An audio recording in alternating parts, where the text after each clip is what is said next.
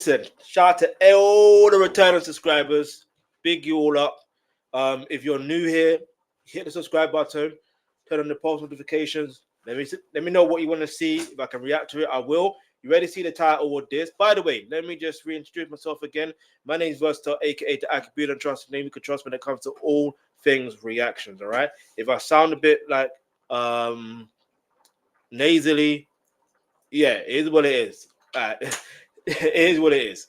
All right. But listen, let's get straight into it. Listen, you see the title already. I know. But the first thing we have to react to is this. All right. We're gonna go to the reactor guilds. Look to the rector, you know. Reactor guilds. We're gonna go to that first. Get me? Because you see this whole Diddy documentary. I'm telling you, it's like the whole world is reacting to this. The whole world. And I think the key thing is we need to find out what the key takeaways are. It's not just about 50 Cent, by the way. Like most people want to assume it's about. Do you know what I mean? Where is it? I swear it was on here that I saw it. No. Okay, yeah, it was probably here. I'll find it. Don't worry, people. No, it's not even there. All right, my bad, y'all. All right, let me just go to my notes. You know, this is where notes are important. You see, I went to the wrong channel. All right, it's the. Don't ask me why they call the Black Alpha. All right, that's none of my business. Get me? Yeah. But yeah, man, let me know what your thoughts are on the Diddy documentary so far. You know what I mean? Do you reckon? Oh my God! What is going on in? For real, what is going on? Like, what is really going on? Where is it? Where we are? We are here. There you go. Let's go. Guys, this is nuts. This is absolutely wild, dog. Now, people are getting fed up with 50 with his behavior, but he followed through. There are 9. You see, he literally followed through. All right. I know some people want to assume. You know what's magic? I feel like let me leave your answer in the comment section below. Do you believe, when 50 Cent said he was going to be releasing a documentary on Diddy, did you think he was trolling, or did you think he was telling the truth but also trolling, or did you think it was never going to happen? Because I personally thought, yes, it's definitely happening. Just knowing he does other TV shows and he's affiliated with other type of documentary. I thought it was going to happen. You know what I mean? It was originally called Diddy Do It, but I'm glad it's called The Reckoning because that has a better tone to it than Diddy Do It. Do you get it? It has a very better tone because we know he done it. Anyway, let's go. Mainstream Diddy documentaries right now. There are 9. I greatly question whether we need these, how much we need these. Because here comes 50 Cent with another Diddy documentary. The Sean Combs The Reckoning documentary is going to premiere all 4 episodes on Netflix December 2nd. I think Netflix fibbed on this. This man really got enemies out here. I don't think he realized. And these enemies are bigger than we realize. And none bigger than 50. I will get onto the whole Tisa Tells situation. So if you're here for the Tisa Tells reactions, don't worry, we're going to get onto that. We just have to build up to that. You understand? Let's go. Man.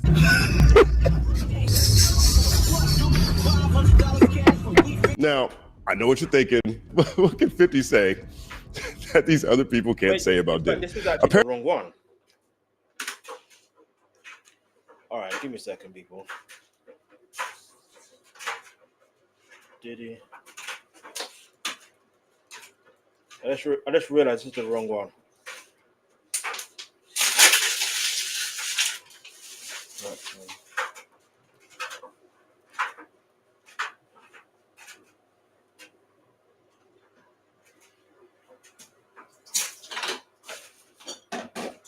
All right, here it just said this can't be the full one.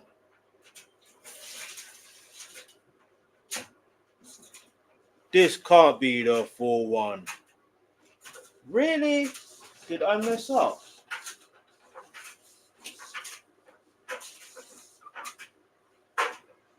Give me a second. I'm just trying to double check because I know I didn't mess up. Could it have been that? It can't be.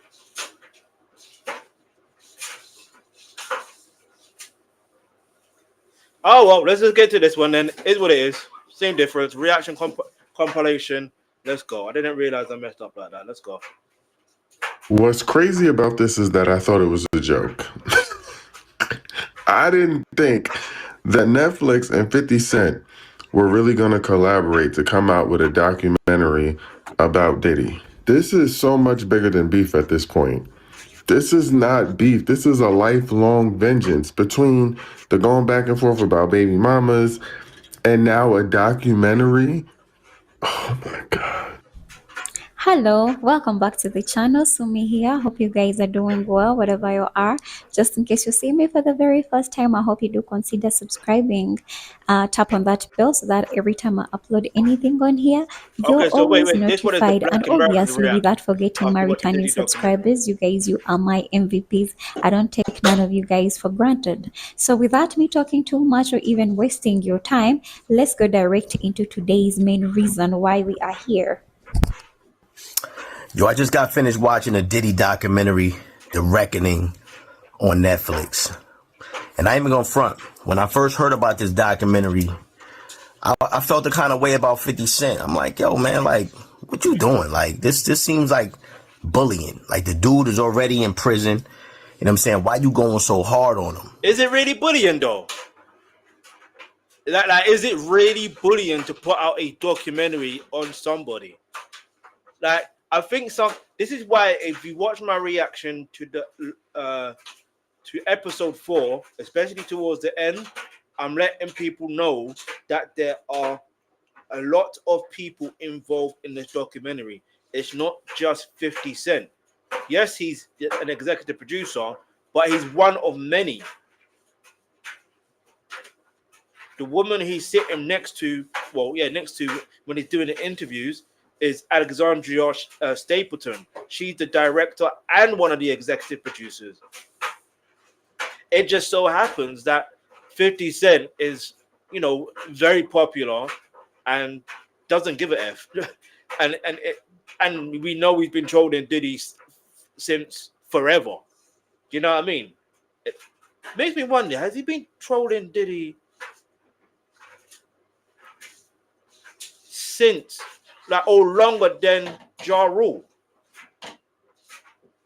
Leave your answer in the comment section below, because that's an interesting thing. Let's keep it moving. Let's go. But then I watched the documentary and I realized how necessary this documentary was. Facts, necessary. I grew up in that era, the Tupac Biggie era. That's my era. You know what I'm saying? And we grow up idolizing, these people and their music and them on TV screens. And sometimes you never really know the person that you're looking up to it could be some of the worst people in the world. You know what I'm saying? You get caught up in the flash and in the fame and in the money. And you're like, oh, I want to be that. I see that. I want to be that. And you realize you don't want to be that. You know what I'm saying? Or a few things in the documentary. Or you do want to be that, but you don't want to get to a point where you're like, you want to be like that, but go through the same journey. Does that make any sense? Because you don't know what someone had to do to, or not have to, but you don't know you don't know the actual journey. Do you understand? Like, for example, many of us didn't know Sean Combs' journey. Okay, yeah, we've all heard the story that he took an internship with Andre Harrell, this, that, and the third. We've heard that story, but some that may have not even heard the story about his dad's situation. Some may slightly know, some may not know, some may know. Do you get it? And so, even in the documentary, it didn't mention that his dad was allegedly an FBI informant. His dad was allegedly a rat. Yeah. I don't want to say he wasn't a gangster, but like, look, hey, a rat is a rat, allegedly. Now, I'm saying it's based on what Gene Dill was saying. This ain't what I'm saying. This is what Gene Dill is saying. But let's keep it moving. Let's go. Documentary bothered me a lot. You know what I'm saying? You know, it's not just about Cassie. You know what I'm saying? It's about a lot of victims. But I'm going to talk about a couple of things that bother me.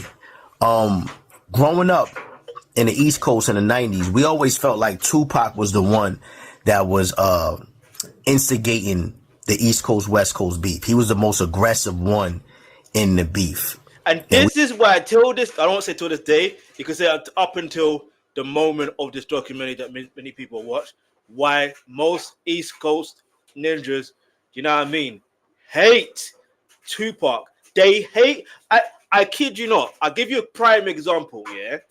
And Nori is one of my favorite artists. Well, no, he's not my favorite artist, to be honest. I like some of his songs. But it's like when it comes to Drink Champs, that's like one of my favorite podcasts.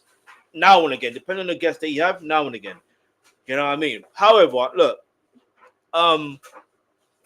when he asks questions around about Tupac, it's always in like a sinister way. And then whenever someone from the East Coast mentions about Tupac, they're always going out, oh, he wasn't no real gangster. You know what I mean? He went to actors school. He went to... First of all, did you know he's also from the East Coast as well? Like, he was born in Harlem. He was raised partly in Baltimore, which is still the East Coast. Which is in Baltimore, that's where he was doing the performing arts school. And that was only for what, 2 years, if that. Do you understand? So I don't understand. Like, now it makes sense to why there's such a gripe towards Tupac. Why I still don't understand it, but I'm getting the slight understanding. You know what I mean? But he obviously did represent the West Coast a lot. But you have to bear in mind he was also representing the East Coast because he had Outlaws. They're from New Jersey. Even in the song "Hit 'Em Up," I'm from NW Jersey. Anyway, let's keep it moving. We always thought like, yo, man, Tupac got Biggie killed. A lot of us from the 90s grew up and felt like Tupac's antics caused the feud that got him and Biggie killed. Time out. If you are from New York, if you're from New York especially, and you're from the East Coast especially, can you please let me know in the comments below? Is this how you lot genuinely felt? Especially if you grew up in that era. Like, literally grew up in the era. Because I may have grew up in an era, but I slightly missed it, if that makes any sense. But my perception has always been, and obviously I'm from the outside looking in. I'm in London. So therefore, I don't know. You know what I mean? But I'm just thinking, if you look at the timeline, obviously, Biggie was in the studio when Tupac got, you know what I mean, robbed and, you know, hit in New York in Core Studios. Do you understand? Tupac felt that Biggie must have known who lined him up. How are you going to claim you're the king of New York and you don't know who's lining up your friend? Is that not a fair assessment to make, regardless of where you are from? If you are friends with someone, I'm going to repeat it one more time. If you are friends with someone, and then you go to an area or location where your friend is at. Now, you may not necessarily know if they're there, but you go there with for something else, to meet up with someone else, right? Via another friend. Yeah, and they may be also associated with that friend. Yeah. However, let's say they are associated with that friend as well, and then you go there, something happens to you. Are you not going to feel a way if they don't tell you who set you up, and they're claiming that they're the king of that area? You will feel a way. I'm telling you, will feel a way. Let's go. Realize when you watch the documentary that that's not the case at all. The East Coast West Coast beef started from Suge Knight's man getting killed in the presence of Puff. Stop the cap. And allegedly Puff may have had something to do with his man getting killed right in front of him. That was the beginning of the East Coast West Coast beef. I think that happened in like 1992 or 93. It was something like that. And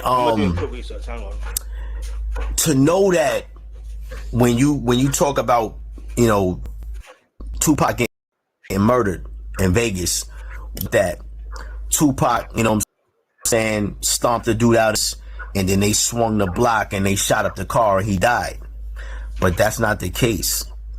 Allegedly, Puff paid those dudes to go to Vegas and kill Tupac and Suge Knight. You know what I'm saying? But the fight just happened to happen on that same day. But those dudes were there. Okay, just to this is why I like to react, because sometimes some people will say things and they're not realizing the timeline. It was in 1995 when Big Jake, that sounds, anyway, it was when Big Jake, aka Suge Knight's friend, was fatally, you know, the situation that was fatal, basically. Now that happened in August 1995. This was like literally, I think, just after. I think Jermaine Dupri has talked about this story before on Drink Champs. Like I'm pretty sure I've heard him talking about this on Drink Champs. So, and that was like he's partying in Atlanta or something like that. But it was definitely in Atlanta, obviously, right? Now here's the thing. This was just after the Source Awards. Yes, that infamous Source Awards. So let's put this into bigger perspective. In 1994, let's give an exact date. On the 30th of November, 1994, we know what happened to Tupac, That already ignited that beef between Tupac and Biggie and Puffy. That was already there. Tupac signed, or we'll get into how he got signed to death row in another day. But he signed to that label, and when you deep it, he was in jail. He needed bail. Do you understand what I'm trying to say here? It just so happened that in 1995, he got released, I believe it was in October 1995. So you got to look at the timeline. Naturally, it just felt like it was right. It's the right place to be. And he was already working with like West Coast artists anyway, naturally. He was already working with Warren G. Was it Warren G? Who's the producer there's one producer he was regularly working with anyway. So naturally the fit was right, naturally. So let's put that into perspective. Like he won an award.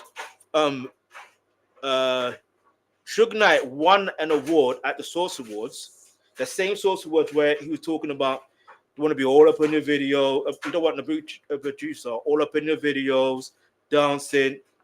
That same award ceremony, for him to collect that. Listen, I won't talk too much here because I've got my reaction on that on this channel. But anyway, let's go. Who killed Tupac and Suge Knight? You know what I'm saying? And that bothered me. But another thing bothered me too is the fact that Biggie didn't even want to be in Cali the night that he got killed. Biggie was supposed to be in Europe. But Puff insisted that he have his listening party in enemy territory. And you can imagine, I think Biggie was like 22 years old or something like that. To be put in that position, and all you trying to do is make music. You don't even want beef. You just trying to make music, and you're. I'm gonna pause one more time. You know what I mean? We'll get through this. Don't worry, because we will still react to Tisa Tells' reactions. But basically, what I'm trying to say, why I paused it, is because I need to correct him. The reality is, he was still dissing Tupac even after September 1996. Even after, while he was in LA on LA radio. I'm not saying he called for it, he asked for it. I'm not saying that because that's a disrespect to say them type of things. But what I'm trying to say is this. I'm not even trying. What I'm saying is it's this pure fact. He dissed Tupac on radio in LA. Come on now.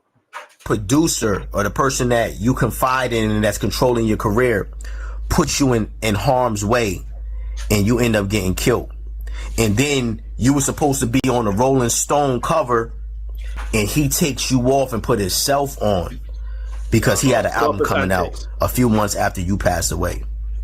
And then, you know, I don't want to spoil it for everybody, but then it was like they talked about the contract negotiation that Biggie had with Puff during the time when he was killed. And then Puff had them go back into the contracts and move some stuff around to make the contract more favorable to Bad Boys and not Biggie. And then for Biggie's family to have to pay for his funeral is just crazy, man. You know what I'm saying? It's a lot of stuff in the documentary. We also grew up with the making of the band thing, and we all laughed. Oh, he made them go walk for cheesecake. But then you realize as a grown person that wasn't funny. They was just some young people trying to make it in the industry, and you humiliated them to get a cheesecake. You know what I'm saying? Because you wanted to show your power over them, and none of them made it. Nobody made it. You know what I'm saying? It's sad, but I recommend everybody go watch the documentary, man. Yep. Go watch the documentary. I recommend it. I'm just gonna give my quick opinion on how I feel about Puff, and then I'm gonna let y'all go watch it for yourself. You know, we got R. Kelly's and we got the Bill Cosby's and the different black heroes in our childhood that slipped and did some crazy stuff. But I honestly feel Puff is worse, man. I feel Puff is worse because some of the stuff Puff was doing, these people didn't even know what was happening to them. You know what I'm saying? It wasn't just sexual assault. It wasn't just domestic violence. It was robbing people. It was robbing people's legacies. You know what I'm saying? It was murder. It was a lot of other stuff that was associated with him. It was about dudes going to jail like Shine for things that he did. You know what I'm saying? So Shine also, listen, anyway, when I will do my reaction to Nathaniel Rubin's her talking, her interview, because let's go. Watch the documentary for yourself. And I'm sure when you finish the documentary, you're going to come to the same conclusion that I've come to now, is that, we ain't got no role models out here, man. You know what I'm saying? Just trust God. That's it. That's it. So far, my biggest takeaway from this Diddy documentary is the most dangerous person you will ever meet is an insecure man. Because every single action that Diddy did that hurt somebody stemmed from his insecurity. And it is his childhood insecurity that stayed with him his whole life.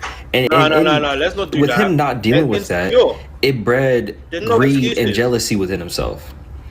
He was envious of all the other people around him that he felt like he was better than, and he felt like he deserved their spot. And when he eventually did earn his place in the world, and people saw him for what he was as far as like having his talent, he still was envious and greedy. And it's so crazy because like when you're dealing with an insecure man that has as much greed and pride as Diddy does, nothing is ever enough for him. Diddy could have easily championed himself off of being the producer that's super forward thinking. Even though he's not musically talented, he can curate a vibe and he has a great ear for music. Diddy has one of the best ears for music. You know what I'm saying? As far as like in, not even just hip hop, but like music in general. Diddy is extremely talented in his own way, but since he's not talented in the way that he thinks is normal and other people think is like normal, he doesn't feel like it's enough. He has to take from other people. He has to take other people's spots. And that's why you see him constantly trying to steal side pieces from dudes, constantly trying to force himself onto like his artist platforms and trying to make himself the centerpiece. And this is exactly what happens whenever you live under patriarchy and you're forced into a certain role that you can't uphold. I talk about this shit all the time. Time out. This ain't about a person being insecure or a man being insecure or quote unquote patriarchy.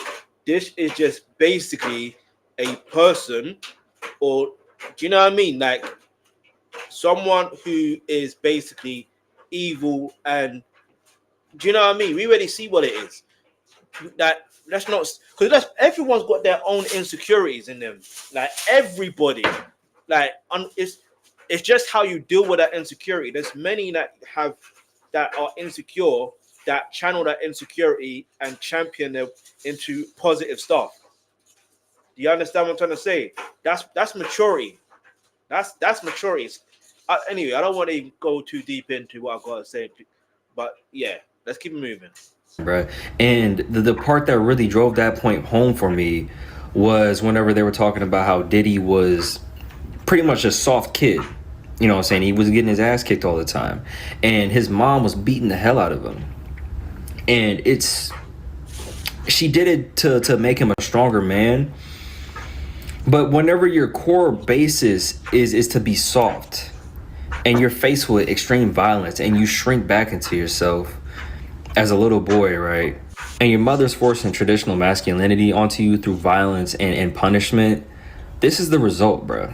No, it's not. You grow up to be an insecure man that's constantly overcompensating to force himself into being the type of man that they think that they should be instead of You know how many you know how many men in this world, yeah, from different societies that have look, I'm not saying every guy grows up being a hard, that sounds mad, pause, no Diddy, like grows up to be this quote unquote masculine guy, and or do you know what I mean, when they're in their childhood, do you know what I mean, like soft.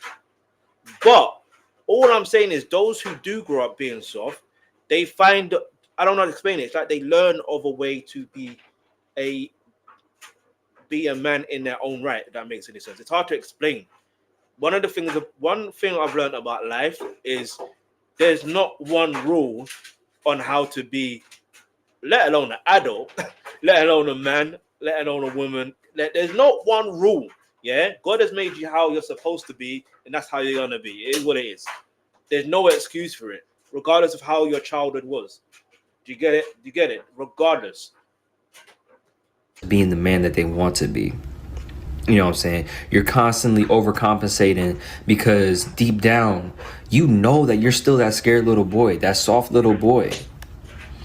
And you feel like if you let your guard down and if you let this facade of traditional masculinity slip, everybody's going to see you for what you really are. Let me tell y'all something right now. That Diddy documentary didn't just make me emotional. It made me angry, like ancestral level angry. Because I finally realized the level of how much this man took from us. I have already been very vocal about disliking him and the things that he's done. Tupac, Biggie, women, employees, artists, our culture, our history, decades of silence and fear and cover up, all wrapped into a man that thought he was untouchable. That part, you think right I'm angry there, just he felt he was untouchable. Even like when watching that documentary, yeah, I promise you, yeah, you see at the very beginning, even though it's like, oh, we're losing, like he still felt in a way that it was untouchable. What was that $200 million transfer into what account for what? Like, listen, you can't pay for your sins via sending money or whatever the case is. You have to pay for your sins. Do you know what I mean? Anyway, I won't even go too deep into what I want to say yet, but let's keep it moving. Because of the crimes? No, I'm angry because of the ripple. You know, like Tupac, Biggie. They weren't just rappers. They were the heartbeat of a generation. They were storytellers, visionaries, men who changed the world every time they dropped a track. And if what these people are saying is true, and it lines up with Keefe D and other people's stories, his ego was bigger than anything else, and that's what took them out. They didn't just rob their family. That documentary, yeah, although it's a 4-part series, they missed out on so much. They missed out on a lot. From what I'm aware of, allegedly, they missed out on a lot. Let's go. He robbed all of us. He robbed a culture of what could have been. And now that this documentary is like dropping witness after witness, people collaborating, the stories of Keefe D's, the details, like suddenly everybody's talking. They're not protecting him anymore. This is what justice looks like when it's been waiting too long, when the truth finally stops being scared. And what pisses me off the most is how many lives were shattered while he was out here creating a brand and building an empire and walking carpets and throwing parties and acting like the world was his goddamn playground. All that power, money, and fame built on the backs of people he hurt and silenced and intimidated and erased and misused their trust. So yes, I want justice. I want justice for Pac. I want justice for Biggie and for the women and the men that he has abused. For the people behind the scenes, for the artists who's lost their careers, for everyone whose life was twisted behind the scenes while we were all distracted by the shiny image of him. Shiny suits, even though, Anyway. And if these charges come the way I think they will, just know Karma didn't lose his address. It was just waiting for the right documentary. And I think that part of why this documentary dropped is to cause public pressure to get justice. All right, y'all. Now, I'm not coming on here to... She may have a point. She may have a point. This is why some people say, oh, 50's working for the feds. Nah, not really. However, the reality is, I don't know if he is, to be honest, but reality is, I don't know. But I feel like I don't think it's about that. I just feel like it's, like the way that Diddy is, it almost feels like he has this feeling and belief that he's above the law. Despite getting 50 months with time served, he still would feel like he's above the law. So what this documentary has done has made him and put him in a position where he's finished. He's literally finished. And this is just there's gonna be more to it. But listen, we're gonna get back to this later. We're gonna get to something else. In fact, let me keep this up here first, and then we're gonna swing over to. Hold on. We're gonna swing over to this tab for a minute. Give me a second if this wants to work. If this wants to work, all right. So obviously, I'm talking about Big Jake, bodyguard, a friend, the music mogul, Suge Knight, was tragically by Atlanta club in 1995, while Suge Knight himself had a notorious career and rap records and legal issues. Often bodyguards Jake connected to Knight. Anyway, that's neither here or there. But yeah, at Jermaine Dupri's event in Atlanta, and it's so fun, not funny here, but if you watch my reaction to the Source Awards, you would realize, that if what's his name? I forgot his name. Mad Skills. He was saying Suge Knight was dissing Jermaine Dupri because Snoop Dogg style was getting bitten by the Brat. It sounds mad, innit? But hey, the 90s was a wild time. What can I say? Anyway, let's get into the go back to YouTube real quick. And we're gonna get into the Tisa Tells reactions, because that's what we came here for, to be honest. All right. So make sure to subscribe button, turn on your post notifications to let everybody know what time it is. Yeah. I would react to this, but TMZ, they're a joke. I won't lie to you. Sean Combs. Oh. Hold on. Combs the Reckoning.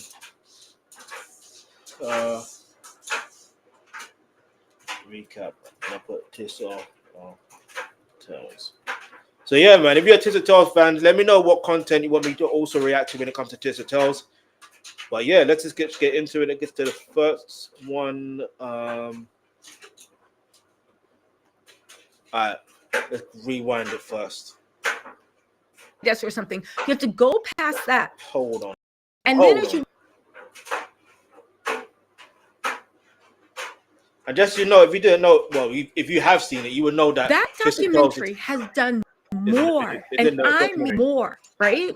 Let me start over in case y'all didn't. Hey, what's up, guys? How y'all doing today? Well, baby, if you are Diddy, you have finally realized you are never getting out on parole. You are never getting out on anything. You guys, in 24 hours, the massive campaign that Diddy waged, that even put me in the crosshairs. We'll talk about that later. Let's not forget, during the trial, I had 40,000 people in my live. True. 39,999 were probably tuning in to see if I was going to get beat up. But when I say that The Reckoning on Netflix has single-handedly changed the narrative and exposed Sean Diddy Combs for not just who he is, but what he is, which is a double. You guys, I have exclusive behind the scenes. As you know, I was involved in the documentary. I have exclusive behind the scenes, but we're going to get into that as well, all right? Because, well, that isn't this, but like the reality is, because she's in it, I thought it'd be nice to react to what she's got to say. And she's been on this case for a while, isn't it? Do you know what I mean? And there's a lot on naysayers. Also going to, and don't worry, it's spoilers, but you can still see the documentary. We're also going to get into an episode recap, the top most 20 shocking things, and we're going to talk about the way that we, not me, you and me, were vindicated. We're going to talk about the way we were vindicated. You guys, now I know y'all already know this because y'all watched me actually during the trial. You saw what I was doing, okay? Yep. For the first time in my life, I really saw what my dad meant when he said, sometimes you got to stand on business, even if it means standing alone. And baby, stand alone, I did. But what that documentary did was expose well, let's pause that for a moment because that's a bar. Shout out to her father for that, because that is a bar. Sometimes you've got to stand on business, even if you're standing alone. That's a bar, because it's facts. Because do you know every time you can speak truth, and it can be annoying, yeah, when not other people are seeing they're not seeing what you're seeing. They're not hearing what you're hearing. They're not understanding what you're understanding. Yet. And then it almost feel like it's easier just to fit in and just be like, all right, cool, whatever. But now, stand on business. How the kids say they stand on 10 toes. You know what I mean? Let's go. Bottom feeding lowlifes that were on Diddy's payroll. And by payroll, we're also going to talk about those goofy jurors. Because if you guys don't remember, I did a live fresh from the courthouse where I was talking about Ponytail. That's my nickname for her. I was talking about Ponytail and the way she was acting a fool in that jury. And I am so surprised. And even that India man, I am so surprised at the way they got on Netflix and showed their ass proud. No, I think it was good. Can't clap. I'm good at they show themselves. And here's the thing, yeah, I would have liked to have heard from every single juror because I think there was, if I remember correctly, there was 8 men and 4 women. And I said it during my actual initial reaction, yeah? That doesn't make sense to me when you're talking about justice. Like, jury duty is important. You're talking about a legal situation here. And it's like, and because of the situation, you would at least, in general, in any situation, you would want it to be fair. When I say fair, I mean 4 women, 4 men. What's wrong with that? But if you look at the picture of it having 8 men and 4 women, it's imbalanced. Do you understand? Because I feel like, yeah, the Indian guy and the black woman, do you know what I mean? It's like, yeah, they may have felt how they felt when they were during the jury service, but the reality is, if there were, do you know what I mean? Other people, well, 3 others from their gender, it would have made things a lot more better, so to speak. But anyway, let's keep it moving. Let's go. The other, the Indian man, the misogyny, the disgustingness. Yo, somebody check his wife and loved ones because I don't believe that they're not walking around safe. Also, we're going to talk about Ponytail, the juror that was a super fan and is sitting there with this smug smile laughing. Why were we vindicated? Because remember how there was a big PR smear effort that now we can see it was pretty much financed by Diddy. Remember when he said, give me the dirtiest of the dirtiest, the lowest of the lows? Well, half these people from the manosphere on YouTube, baby, they did it, okay? Shout out to the people that actually stood on business. We're going to get into the recap, but let me just say this. Shout out for the people that actually stood on business and didn't take the Diddy payout, which, as we can see, Diddy don't even pay. Shout out to Ticket TV, for standing on business, for doing research, for being an advocate, not just for a Black woman, but all women and all victims of abuse. Ticket TV stood on business, even if it meant standing alone. So many people stood on business, and so many people that when this actually started, they were on the right side and they crossed over, because at the end of the day, they didn't care who was right or wrong. They just wanted to be on the winning team. And like life has shown them, you're on the losing team because you are a loser. Again, we got to take a victory lap, because it is crazy. It is crazy. It is crazy that it's like everybody that stood on business lost so many opportunities. That mess you saw in the documentary about Diddy blackballing people in the industry clicking up, and now look at everybody's running scared. I didn't know. Joe Button, he seems horrible. The entire Breakfast Club. What? Diddy said what? Everybody's running scared because now nobody wants to be associated with the man that they spent the better part over 2 years bigging up, running interference, because that was their friend, right? But now that it's out, and 50 Cent ended Diddy's. Hear me out, yeah. I know what she's saying, yeah. And I don't want to pause too often. Excuse me. I don't want to pause too often as well. Like, excuse me. Like, there's another side to it, and it's not an excuse. It's not an excuse. What I want to say is, you see, when it comes to these type of situations, some people are literally scared for their lives. Do you get it?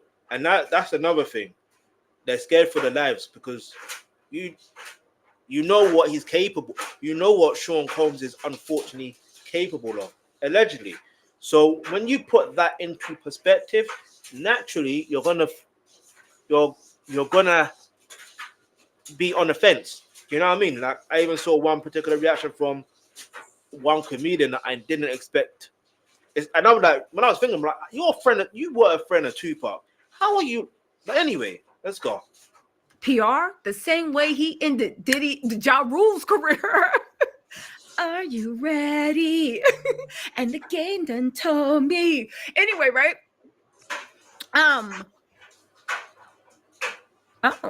Okay, so the J-Lo thank and you so much, Rule right? Hilarious. The thing is, let's get back into the Diddy thing. We now see through the documentary that remember when there was a big PR campaign, right? Tisa lied. Tisa lied. She lied about everything. She lied. I was in the courtroom. You guys are MFing liars. Remember that. And now that the truth's out, and I'm not under an NDA, let's actually talk about it. Not one of y'all were in the courtroom. And you know who I'm talking to. Y'all was sitting there outside playing hooky. Kids that weren't educated in school. You didn't know what was going on. Ask somebody to read a legal document. Ask half of them to read. Okay? They couldn't do anything. Why? Because they, I believe, were on the Diddy payroll and they were getting handouts and press releases. The same way Diddy's team tried to literally, to quote Foxy Brown's dumbass, spin me like a sucker and put me on the not even the payroll, because Diddy don't pay money. He gets taps on the head. He gets maybe, right? They tried to put me on the Diddy PR machine. And when I said no, and because I stood on business, they tried to destroy me. The same black men that tried to say, right, which is actually really so, the same black men that were lighter than me talk about I'm not really black. It's just a dumbness. It's stupidity. Sometimes I would look and be like, who's gonna, sometimes. I will say one thing the Diddy team called me. It literally removed a lot of stupidity out of my mouth. Because I'd be like, oh, shut up. Ain't nobody going to believe that. And then people believed it. And I was like, wait, what? Dummies. Anyway, right? So listen, the same black men. Oh, thank you. Thank you so much. Hold on, we got a few super chats. Let me rant because I have something to say. Okay, and then we're gonna get into the top 10 things. But let me just talk my shit. Make sure you hit my like Bronco 305. Thank you so much for the super chat. And Tattoo MD said, loved your appearance. Keep it up. Thank y'all so much. Oh my God, Bronco 305. Thank you so much for the super chat. Bronco 305 to 954. So you moved from Miami to where? Is that Virginia? Anyway, and Tattoo MD, thank you so much. I appreciate the super chats. Okay, right? The same people that were sitting there spinning desperate because their demon king was telling them to dance, dance, dance, literally went on a full-on assault on a black woman. Funny thing, everybody cares. And all these dusty old women that literally the only value you can have to those misogynistic men was literally trying to dunk on me. That's what y'all get. Did he pick you? Did he choose you? Did you get that date? Did you get anything? Exactly. Hey, Tisa Tells is getting the whole point of the matter is they all came together because Diddy's team wait. Let me pause for a few seconds.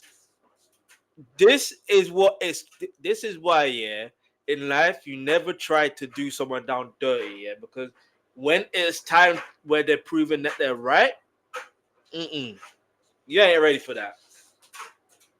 You get me? You're not ready for that.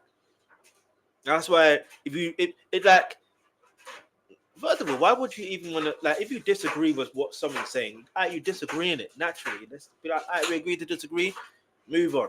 You don't have to insult someone. If you are, I don't want to say if you're an adult, you don't insult someone because it's what it is. But like, and the reason why I'm saying that is because I don't want to make it think like it's childish to insult someone, because a child shouldn't insult someone in the first place.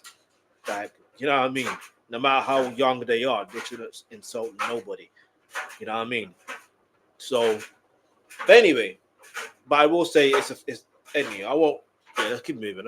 Even though there were a lot of people that were anti-Diddy, I made sure I was there in rain or shine, and I made sure I showed up to the courtroom, and I sat in the main courtroom. Yes, don't get me wrong, the overflow room, if I had to, I would do it. But baby, I made sure I was there rain or shine, and I made sure my security was there too, right?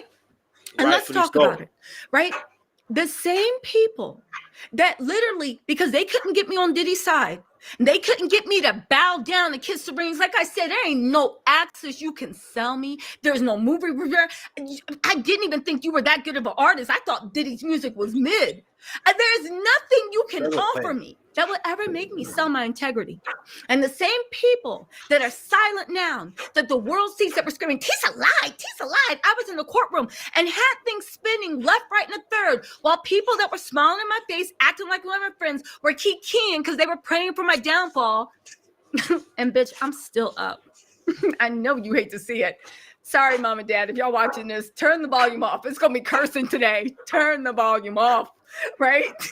Let me turn my phone to do not disturb, because I don't even feel like hearing it, right? The whole point of the matter is they all came together because they needed to discredit me, because I was the only person that was anti-Diddy and thought that all the victims were telling the truth in the courtroom. And I said, I remember how everybody said I lied. No, you lied. Because when the jury came out, they came out with that not guilty shit. And everybody was just like, oh, maybe she did lie. The documentary proves by having those dizzy, dumb, morally bankrupt, in my opinion, jurors on there. Diddy didn't lose because he didn't win because he was innocent. He did not win because he was innocent. Everything I told you that happened in the courtroom, from the testimony to the sidebar, that dizzy juror, well, apparently from the video, literally talking about, he didn't influence me, but when I nodded, he was nodding, and he was like, do you see this? And I was like, yeah, it's like from the making of a band. And this is what I try to say, yeah. You know, when it comes to information, it's how you use it. Also, I just want to say something as well, yeah, because there is one other person that I subscribe to their channel, I watch their content on a regular basis, and even they were against Tisa Tells as well. Like I was literally shocked, and I'm like, I'm not even gonna get into this. Because I don't know why. Do you know what I mean? Because like I said, if you disagree with something someone says, you can disagree. And if you in this case scenario were at the the trial and you were seeing things from your perspective, you just talk from things from your perspective. Don't say, "Oh, this is not true. This is not true." Just be like, "Oh, this is not. This what this person said is not true." Just talk from your perspective. You will always win if you talk from your perspective. Let's keep it moving. Let's go. That same juror that I rang the bell about literally came out so proud. Oh, well, a lot of things were said, and I was like, that didn't happen. Dizzy, it didn't happen because why do y'all think y'all had to be there from 9 a.m. to 6 and you only came out for a few hours at a time? Because there was a battle for the case being waged. There was a battle. And I know that sometimes I was very like hard on the prosecution, like, yo, you need people that's down with the culture, you need this. But now I'm hearing what those dumbass jurors said. They wanted Diddy off from the get. That juror Ponytail was the same juror. I saw her. I did a live about it in real time. Where she literally, when Nicole Westmoreland was doing the most morally bankrupt cross-examination I've ever seen, that literally was like, there was another girl in the front row and the guy that got dismissed. She turned around like, do you see this? Like she's talking to her, Mommy, do you see this? And she turned around and then Ponytail was like, I told you she was lying. Mouth that out. This happened while the trial was going on. That girl was showing up. Excuse me, wait. So you're telling me the judge didn't see that? The judge never saw that. And who was? I'm pretty sure there's like usually a lead when it comes to jurors, right? You can correct me in the comments below. Did they not see that? Like who else saw that? Because you can't be doing that. And showing out. And I hope this proof. Why are we vindicated? Because everything we said happened in that courtroom is God's honest truth. And the only reason Diddy got off is not because he was innocent. It's not even because the prosecution put on the bad case. It's because, as you can see, those jurors were corrupted. Those jurors were corrupted. And that girl, that dumb Ponytail in my mind, I think she wants to feel like the hero. She is proud of the fact that she got her childhood idol off. Oh, I'm not a fan, but yet you telling us every movement and everything that Diddy did, he was not and I was not. And I was like, oh, do you hear this? Jurors are not supposed to do that. Exactly. We now see that we were vindicated and I realize there's no difference between the way I think and the way you think. I just am on YouTube running my mouth because y'all got like lives and bills and stuff to pay, right? I'm going to go down with this shit. The whole point of the matter is Diddy was not found innocent because he was innocent. He was found innocent because the jury was corrupted through inbred self-hate, misogyny, misogynoir, whatever you want to call it. That's why Diddy got off. And those jurors on the fall of Diddy, they prove it. We're going to go with more behind the scenes, right? They proved it. On top of that, right? On top of that, I find it odd that a man that goes everywhere was because see, everybody laughed, right? Everybody laughed when it's like, oh my God, and had something to say. Oh, Tisa must be because they Mom, dad, turn the volume on. They're stupid. They're ignorant. And they're still losers. And you're still losers. You still forget about whether I would spit on you if your eyebrows are on fire. You know I wouldn't. I would literally throw Crisco on your face and watch that shit burn like napalm. But Diddy wouldn't be seen with them. And I said that a long time ago. And it made them mad. But Diddy even proved in that documentary being disgusted being around black people. Diddy don't like the same men that were saying, she's not black. She's not black. You dumb lighter than me and less educated, but whatever, right? The whole point of the matter is these people, like I always maintain, Diddy would never be around you. You guys are too dirty. The dirtiest of the dirtiest to him. All those people out there, every one of them, every single one of them, from the dirty dreads on up, he would never be around y'all. And y'all still sat there and clapped for your demon king because you felt that you were seen. And Diddy's disgusted. He even had to stand next to you, even had to talk to you, even had to even whatever. Let me tell y'all something. What's up, Carrie? Carrie Johnson said, vindication, Tisa. And you got the last laugh to the Diddyist by showing up in the dock. Please, y'all know I love getting a last Exactly. laugh. Also, That is the last laugh by showing up in a documentary. Lori. What's up, Lori? Welcome to the Title Tells family. My whole point of the matter is you guys see it in the documentary. But I'm glad the world sees it. That is the #1 documentary in the U.S. and it's about to be the #1 documentary in the world. And 900 million people are going to watch that. Diddy sending out cease and desist. It ain't going on nothing. Netflix crossed their T's and dotted their I's. And at the end of the day, I love the fact that the documentary didn't do anything salacious. The documentary didn't have people being like, I hate Diddy. It wasn't personal. They came with receipts. Kurt Burrows, Diddy's former business partner, showed handwritten notes. When Diddy tried to be Tupac's friend, Tupac was like already felt like the demon energy. Diddy requested that they rent cars from New York and have a couple of cars driven down to Nevada. Kurt Burrows, the former business partner, was like, why? That don't make any sense. Like, let's just fly. Diddy insisted on it. Kurt Burrows rented the car, a couple of cars. Diddy was plotting this, I believe. He rented the cars that had a secret compartment that Eric Zip Martin used to conceal the firearm that banged Tupac. You guys, this documentary sets it all out. They show what a sleazeball he was to Biggie. Kurt Burrows has handwritten notes where he talks about how Biggie renegotiated his contract. People didn't know back then, Biggie was mad at Diddy for stealing from him. He wanted to leave. He renegotiated his contract to a better. Let me even rehash that as well, because she's actually right.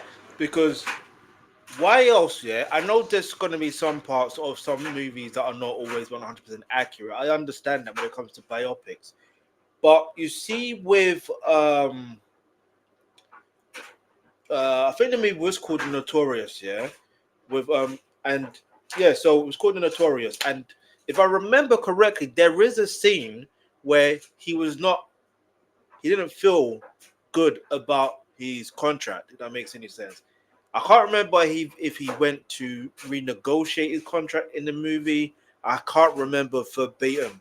I'm gonna have to rewatch. However.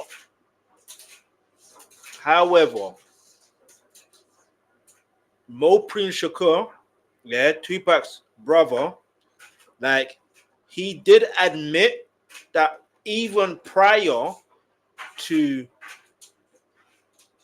like he did admit that Tupac and Biggie were friends at one point. Biggie was supposed to be in Fog Life, but aside from that, the point I'm trying to make is Biggie complained to Tupac about how Puff was handling business, how Puffy was handling business, if that makes any sense. Do you understand? So if Biggie's doing that, because obviously sometimes you are going to complain or rant to your friends now and again. And these guys are in their early 20s, they're in their 20s. So it's like they're going to talk clearly. And obviously if Tupac is going to help Biggie with his career, he's going to say, make sure you got this in line. Make sure that this is right. Do you understand? So you have to deep how deep their friendship really was at a particular point in their lives. Yeah? Let's keep it moving. Let's go. Now I'll do a video on that. So just stay tuned for that. Hit the subscribe button, turn on your post notifications. Let's go. Better contract, right? Weeks before he was bang. Then Diddy tried to make Kurt Burrows take out some of the pages from the business. And this is all in the documentary. And he has documented evidence. He has handwritten notes from decades ago. So you can't say, oh, you're just saying this now, right? That's why everybody that was formerly pro Diddy is sitting on mute or they backtracking. So what did he do? With Biggie renegotiated his contract. Diddy demanded that Kurt Burrows take out some of the pages from the contract and replace it with more favorable things. Basically, Biggie signed the contract, but Diddy wanted Kurt Burrows, to replace the contract that Biggie had signed with a new contract that screwed Biggie over.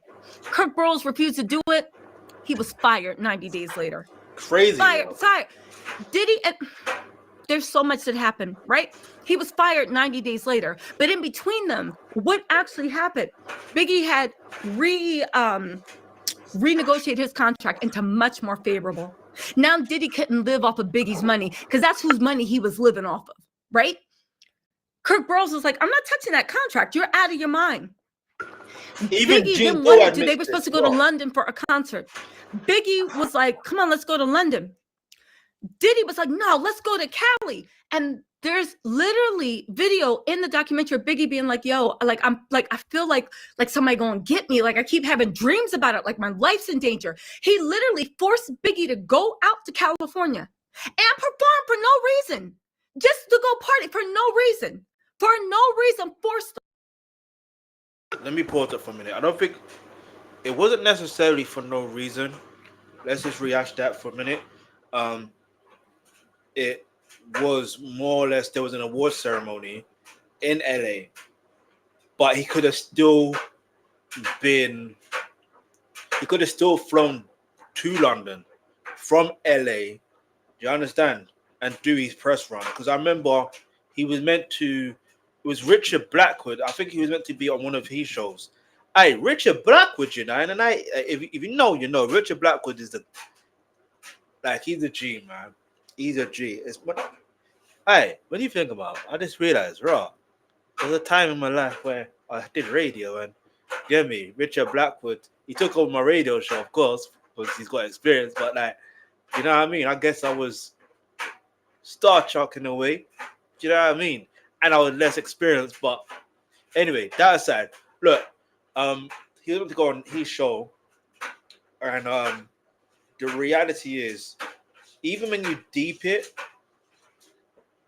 if there is conference, like I've always wondered, yeah, you know, like with like phone calls, yeah, I'm pretty sure the FBI, the Federal Bureau of Investigation, and the Criminal or the CIA, I forgot what they stand for, if they can investigate further, yeah, if they reopen the case and investigate thoroughly, do you understand? If they investigate thoroughly and they're able to get phone records, yeah, and find out if that is true. I'm not saying it's not true, but I'm saying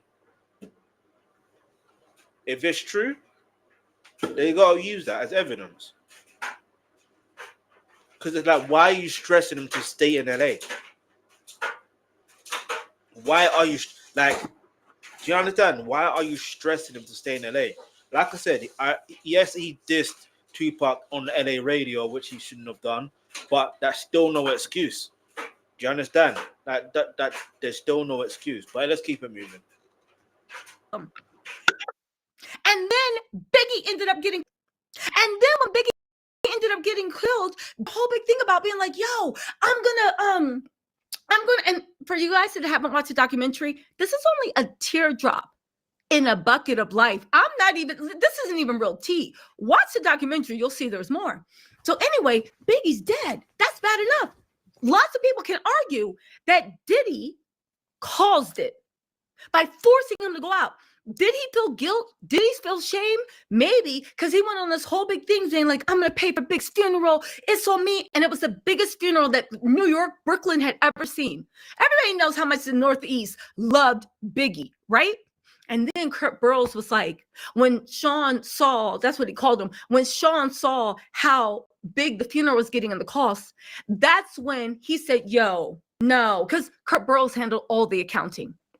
And everything's in handwritten notes. That's when he demanded that Biggie's costs be recouped and that Biggie pay for his own funeral. He let the world and made a whole thing about the way he paid for Biggie's funeral. He made Biggie pay for, and what is the recoup? I talked to my girl, Tiffany Red. Shout out to Tiffany Red. Shout out to Tiffany Red. Shout out to Drew Dixon. Shout out to Ticket TV. Shout out to everybody that did the damn thing and stood on business. Even when that meant standing alone. Drew Dixon, she about to do a big one on Andre Harrell. Her case, I think, is coming up in January in the Southern District of New York. She about to do her big one too. The time for reckoning. Anyway, the recoup clause. So Tiffany Red, she has the thing for development of artists and fair treatment of artists and trying to eliminate sexual harassment, trying to eliminate like what Biggie did to artists, like Diddy did to artists exposing. Anyway, let's go back to the recoup. So Tiffany Red said recoupment is the bane of every existence. When you think you sign this contract, they charge you for this, they charge you for that, they charge you for this. So before you get a penny, you are basically paying back like your life's blood. From industry insiders said that was such a low down thing to do, to make a dead man supposed to be friends who you literally basically forced to be in a position that put his life in. Now we can argue whether he did. And here's the thing, yeah, like just to this is why it becomes a lot more interesting, yeah. Like I want you to realize something, yeah. You see, we're gonna swim back to it, yeah. I want you to see this, yeah. Like basically, let's deep this for a minute. Obviously, it was March. Hold on, why is it not typing? March 9th, 1997, yeah. Obviously, that was the time, you know, the unfortunate situation with Biggie. See, even just type in March 9th, 1997, that's literally the first thing that comes up, right? Now, I need you to understand something, right? Now, how comes it remains unsolved? We'll get into that in another day for another subject, right? Now, aside from it being March 9th, right, 1997, when hold on, let's see. Yeah, when did Biggie release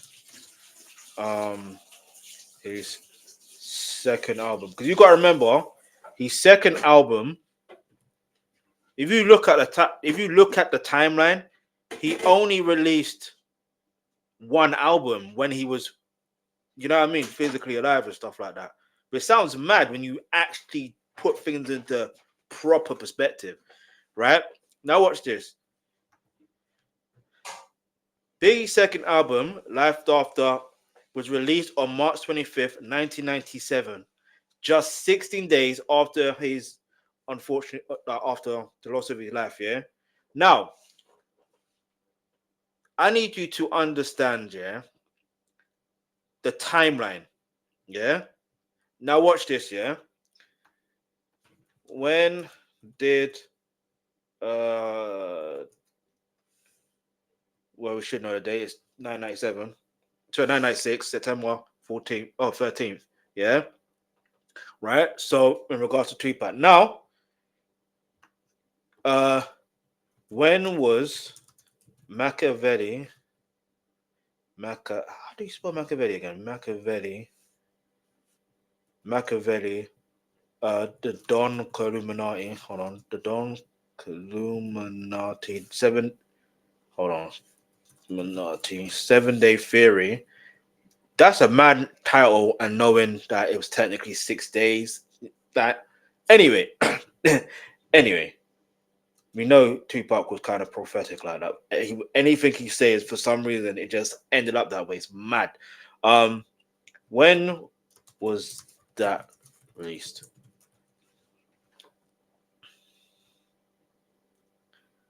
All right, that was released on the 5th of November, 1996, just under 2 months. Yeah, the reason why I'm putting it was recorded in 7 days. But anyway, we'll get into that for another day, for another subject. So make sure you stay tuned, yeah? The reason why I'm mentioning that, yeah, because I need you to understand something. Motive. In fact, I need to see something. Let's go back to that for a minute. When was... So, although it was released on this...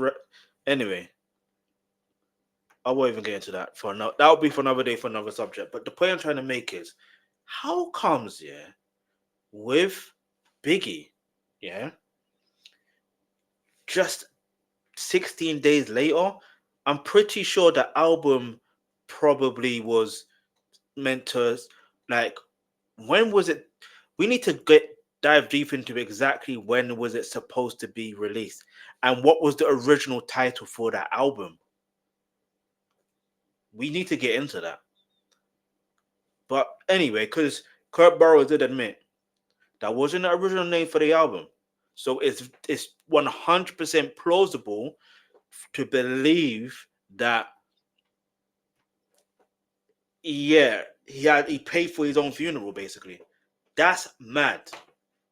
And I get it. He's estate, the executor of his estate now, which is also the person who's the executor of his mother's estate, but I think he was also Biggie's manager at one point. But he still is friends with Diddy, by the way. So it's like he's coming out and saying, no, it's not true. Because we've gone through the books. No, that's the whole thing. You may go through the books, but because things are watertight to the point where they probably recouped quickly. And this, anyway, I won't even, not quickly, but it made a lot of money. Let's keep it real. Let's go. He didn't care about Biggie anymore because he couldn't make any money off of Biggie anymore. We could argue about maybe he's just a stone cold narcissist, that just don't care, right? Move people around. Anyway, he made Biggie pay for his own funeral. Biggie's daughter years ago, but nobody wanted to listen to her, said that Diddy don't help that family with nothing. Biggie's mom don't seem to like Diddy at all. Exactly. So then not only did he make Biggie pay for his own funeral, this is after Diddy already owns about 80% of everything that Biggie makes because Biggie had signed a bad deal, right? And when it was time for contract renegotiations, the new contract hadn't taken over. So Diddy still has the same percentage that he had. So already Biggie's only getting maybe 20-30% of all the money he made. And then out of that 20-30%, the rest is going to Sean.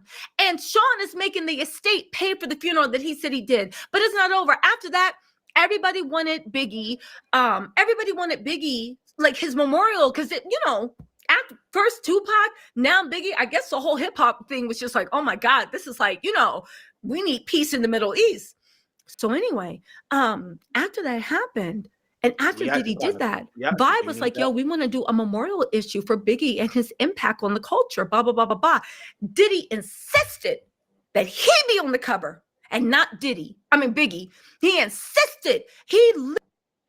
And Rolling Stones, as much as I despise that that magazine, I despise them. I genuinely despise them, yeah. As much as I despise them, they come out and said what it was. They really did. Literally used Big's death, who he claimed was his best friend, who he literally should have felt some type of guilt for putting your best friend in harm's way when he didn't want to go. Kurt Burrows was like, Biggie didn't want to go. He wanted to go straight to London. He didn't feel safe. He didn't want to go. Diddy made him go. And you made him pay for the funeral. Then you let that lie sit out there, right? And then what did you do? What did you do? Every cover that should have been his, every memorial, even that song, I'll Be Missing You, you used it to catapult yourself to fame, just like I believe he used Kim Porter's death the same way. And now that I see what happened to Biggie, and now that I see what happened to Tupac, and it's laid out in that documentary, again, go watch it because come to your own conclusion. But baby, for real, they gave me enough evidence. After we saw that, now I want to know what happened to Kim Porter. Now I want to know what happened to Kim Porter. And no, I don't care what the damn kids have to say because as we see in the documentary, Justin Baby Diddy. In our documentary, I think it was either Little Baby Diddy, I mean, I don't want to say it, but I'm going to say it. He's actually Baby Wolf. If you know, you know. Do you know what I'm saying? But nah, for real. And it's unfortunate. Yeah, let's be real. Because he's an adult now, obviously, yeah. But, like, it's still unfortunate because of who Diddy is. Do you understand? And what Diddy is to him in some... Yeah, even though... What is his father figure, innit? Do you know what I mean? Now, whether he... Anyway. Whether Misa wants to come clean to her own son and say... Do you know what I mean? Anthony Wolf Jones... Do you know what I mean? If she wants to do that, that's on her own. Like, listen, I all I'm saying, I was saying it when I was watching the documentary, like, rah, Quincy looks exactly like his dad, like a spitting image. Like, it's remarkable.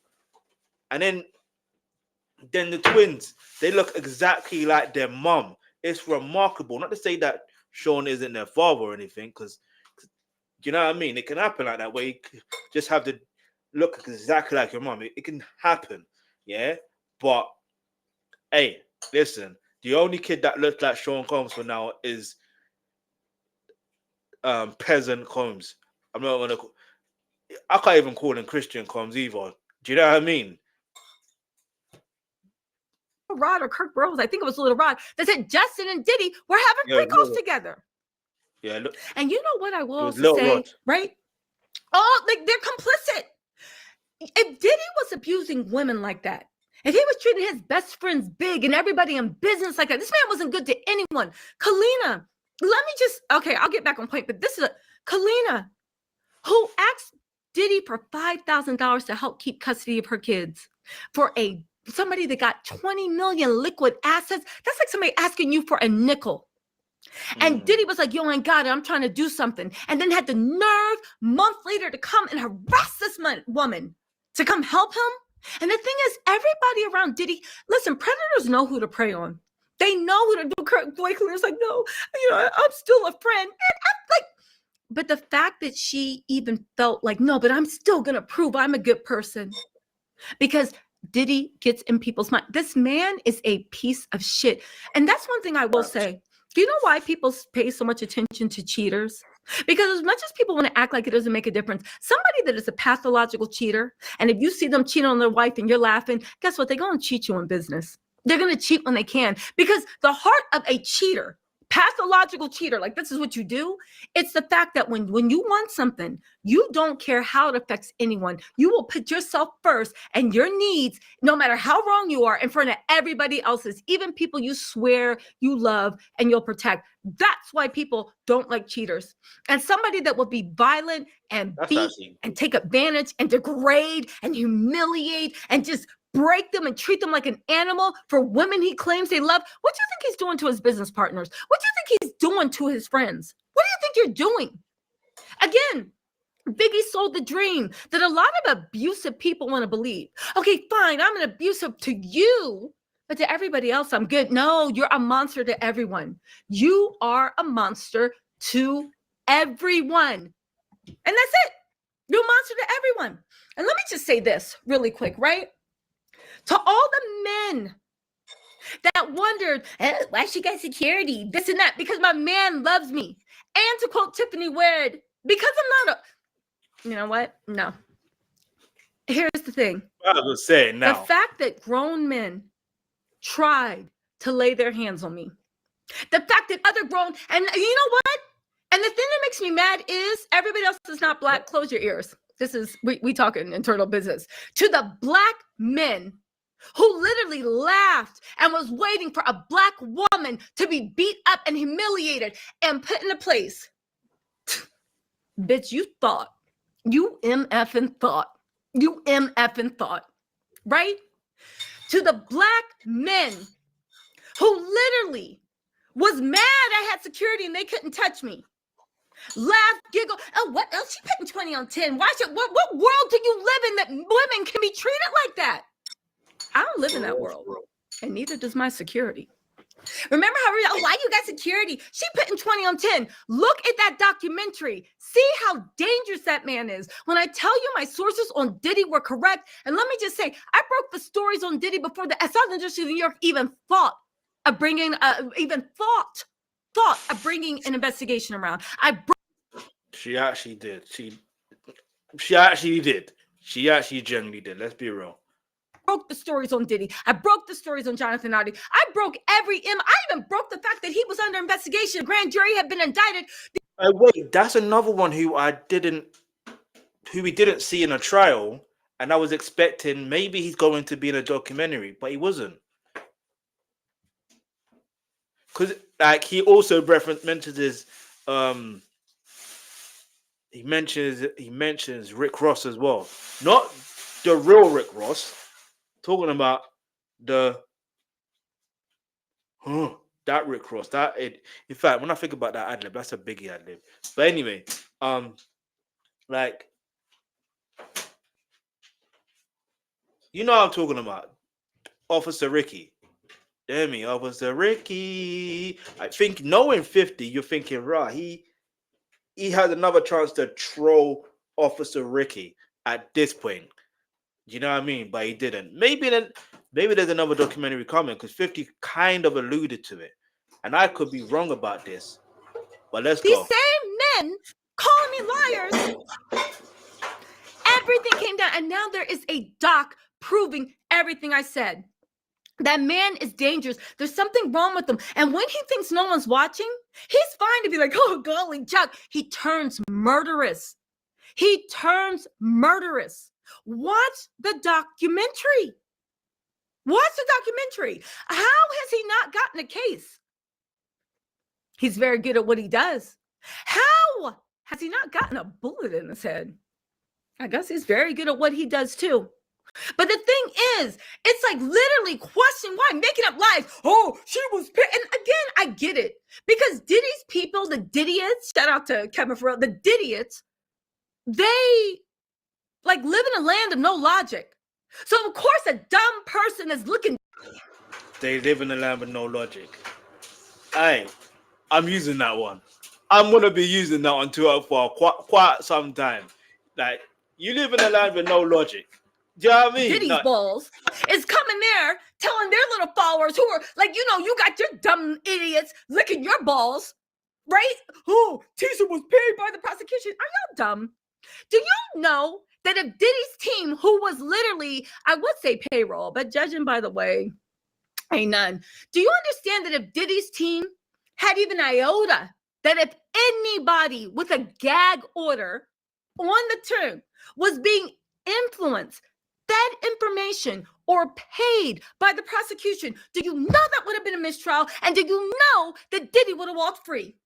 Now, I know y'all know it, but those stupid slime balls that were sitting there trying to do whatever, they knew their people were too dumb to do it because all y'all want to see is a woman get beat up. All y'all want to see is a woman shut up. All y'all want to see is a woman get on her knees. And do you know why y'all didn't say it? Do you know why? And do you know why they still hate me? Because the quote Tiffany did, because I'm not a weak ass bitch. I'm not. There is never anything that anyone can, and I'm not saying I'm perfect, but baby, there is never anything anyone can give me or sell me to ever sell my integrity. I will never stand for an abuser. I don't care if they got $1 billion. I don't care if they run the whole world. I guess we both gonna be broke. I don't care. I lost so many opportunities. So many potential deals, so many whatever, because again, Diddy's friends are far and wide in the media. And the reason why a lot of people deals because they was doing the same thing too. But you know what? Who cares? Who cares? Who cares? The fact that there were so many people that were praising Diddy and his security, talking trash for me to protect myself when there were literally people trying to do me harm. And I did about it because at the end of the day, I'm not a weak ass bitch. You know, y'all wasn't going to see me crying. Y'all was waiting. Y'all was laughing. Y'all was hoping that at the thing, y'all would like what? Reduce me to tears? Bitch, get out of here. Right? They was praying and they was hoping. Wipe that smile off their face real quick. But, right? The point of the matter, but yet they didn't question out why all of Diddy's kids, grown ass men, had security guards with them. What they have security for? In the courtroom and out. For what? For what? For what? That's true. They did have security as well. Diddy's team, Diddy literally pulled off the con of the century. And I'm very, very, very, very glad that Alexandria, Vanessa. All right, people. I'm going to pause for a few moments. Make sure you just hit the subscribe button, turn on your post notifications. While you've got this time, I recommend that you leave a comment in the comments below. Let me know what your thoughts are on this so far. Yeah, just let me know because there literally is a lot, and it's just interesting how, you know, how some situations can be. The fact that she was there reporting, she there was, you know what I mean, talking about situations before the prosecution did their thing. Like so when you deep it, like there's a lot. When we're talking about, then there's also the whole Tupac situation, there's Biggie situation, there's the Kurt Burrows situation. Like, and this is all within the documentary, by the way. We're talking about Kurt Burrows. But it's a lot. It's a lot. All right. But anyway, don't go anywhere. Or I don't know if you've seen that video that went viral a few years ago. Don't go anywhere. Don't go anywhere.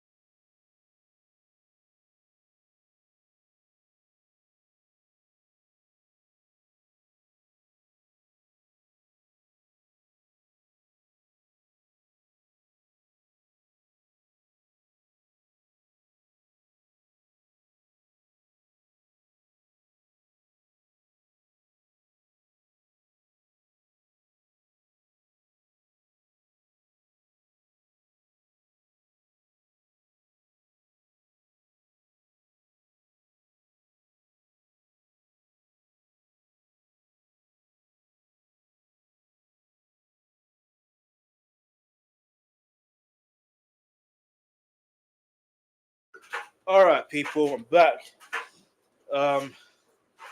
Yeah, let's just get straight back into this. Yeah, let's go. 50 literally put an end to all of it. Everybody sees his nonsense laid out. Everybody. And the people that were literally going, ask yourself why, even with the Diddy trial, every single blogger, I became the subject of their thing. Now, we can reduce that to jealousy, hate, you mad, right? But those idiots weren't smart enough for that type of free thinking. They're not smart enough for a coordinated effort. And they couldn't have a coordinated campaign without somebody giving them marching orders. Again, why? All these men that were attacking, all these, well, what did you get from licking Diddy's balls? Did you get anything? You must feel salty. Did you get anything? Did you get anything? Did you get anything? And do you know why I'm so tough on these bloggers? Because the fact that they were Black men, the fact that they were men with the prostitute's heart. Y'all got a prostitute's heart, a prostitute's heart. But I can tell by your figures, you don't have a prostitute's bank account. So imagine having a prostitute's heart and no money to show for it. You got nothing for getting on your knees and licking that man. Let me shut up. My mom's blowing my phone up right now. Let me move on. Okay, God. All right, let me move on. Let me read this. Hold on. Listen. Okay. Indy, let's see. Ink Pixie says, love you, Tisa. I love you too, Mama. Found you during jury selection. I've never left. You did a great job then on the Dakar. Oh, thank you. Don't let anybody tell you different. Keep it up. Very proud of you. Thank you so much, Ink Pixie. No, listen, I'm finally glad the documentary's out. I can save my peace. I didn't want to do anything to jeopardize the documentary. To tell you the truth, I didn't even know how I was going to be edited in the documentary. They could have had me looking like, hoo-ha. They could have had me as like the crazy blogger lady. So that's another reason why I kept my mouth shut. Because I was like, you don't know how somebody's going to portray you at all. I didn't know the direction they were taking. I had no idea. Like, they kept everybody in the dark. I will say one thing about that documentary, right?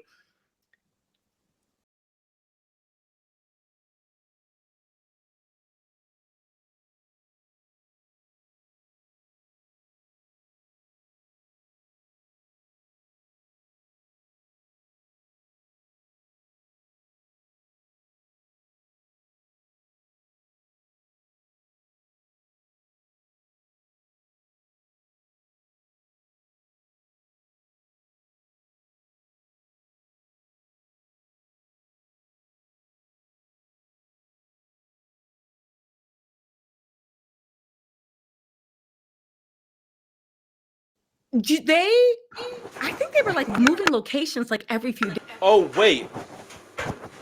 I was paused. I'm saying, what was I saying before? I was saying I had an inkling that the documentary was going to happen because, one, obviously, not even obvious, but there was someone else that was in making the band. I forgot what series, but basically, he on Art of Dialogue platform, he basically, give me a second. He basically, what I needed just drop, but anyway, he basically mentioned it. Do you know what I mean? Like, yeah, he basically, actually, let me not do that. He basically mentioned that they're going to go into details. You understand?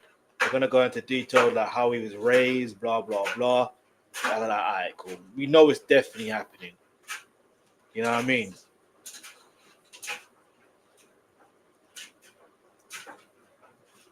Anyway. Let's give me, man. I had to make some notes. Give me a second. Airtight security. And I am nosy, right? I tried to get it before. I tried to get the TI kid. Oh, that's crazy. So, what's gonna be in the documentary? Right. And And what they say, you know me, I'm always trying to get like just a little bit extra, right? I just always want to know what's going on. They kept that mess so locked down. The security every day or everyone, there was different locations. Security was tight. There was armed security.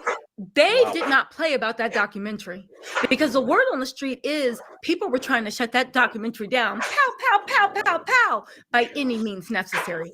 They did not want that documentary to come out at all.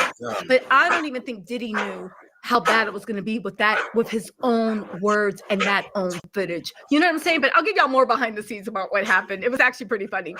Hey, what's up, Valentine? You said, I love your title. I was with you all the way. I love you too. Thank you, Valentine. Live, laugh, love. Said, I love you, Tisa. You also been in receipts. Oh, thank you for being a member for 5 months too. Valentine, thank you for being a member for 23 months. Also, Indie Pixie. This dyslexia is kicking my butt. Welcome to the family. Belinda, Formosa official said they are cowards, Melinda. They are weak ass bitches. That's what they are. That's what they are. That's what they always were. They were bullies. And the thing is, I can respect a bully, but I can't respect someone that is not a free thinker and can't stand on business. Y'all bullies. Y'all literally saw and you thought I was going to be weak and you thought you could bully me out. And yes, this goes for Diddy's PR that tried to start a fight with me in the courtroom, right outside the courtroom, tried to start a fight with me, a literal fight. Her security's flanking me like that, like I'm about to jump. What? Look at that out my face.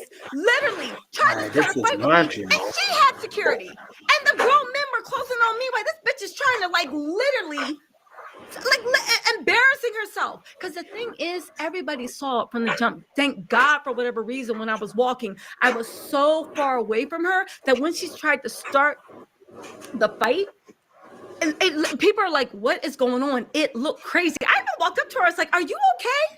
And she's like, mind you, this girl comes like right here on me. And I was like, do we have a problem?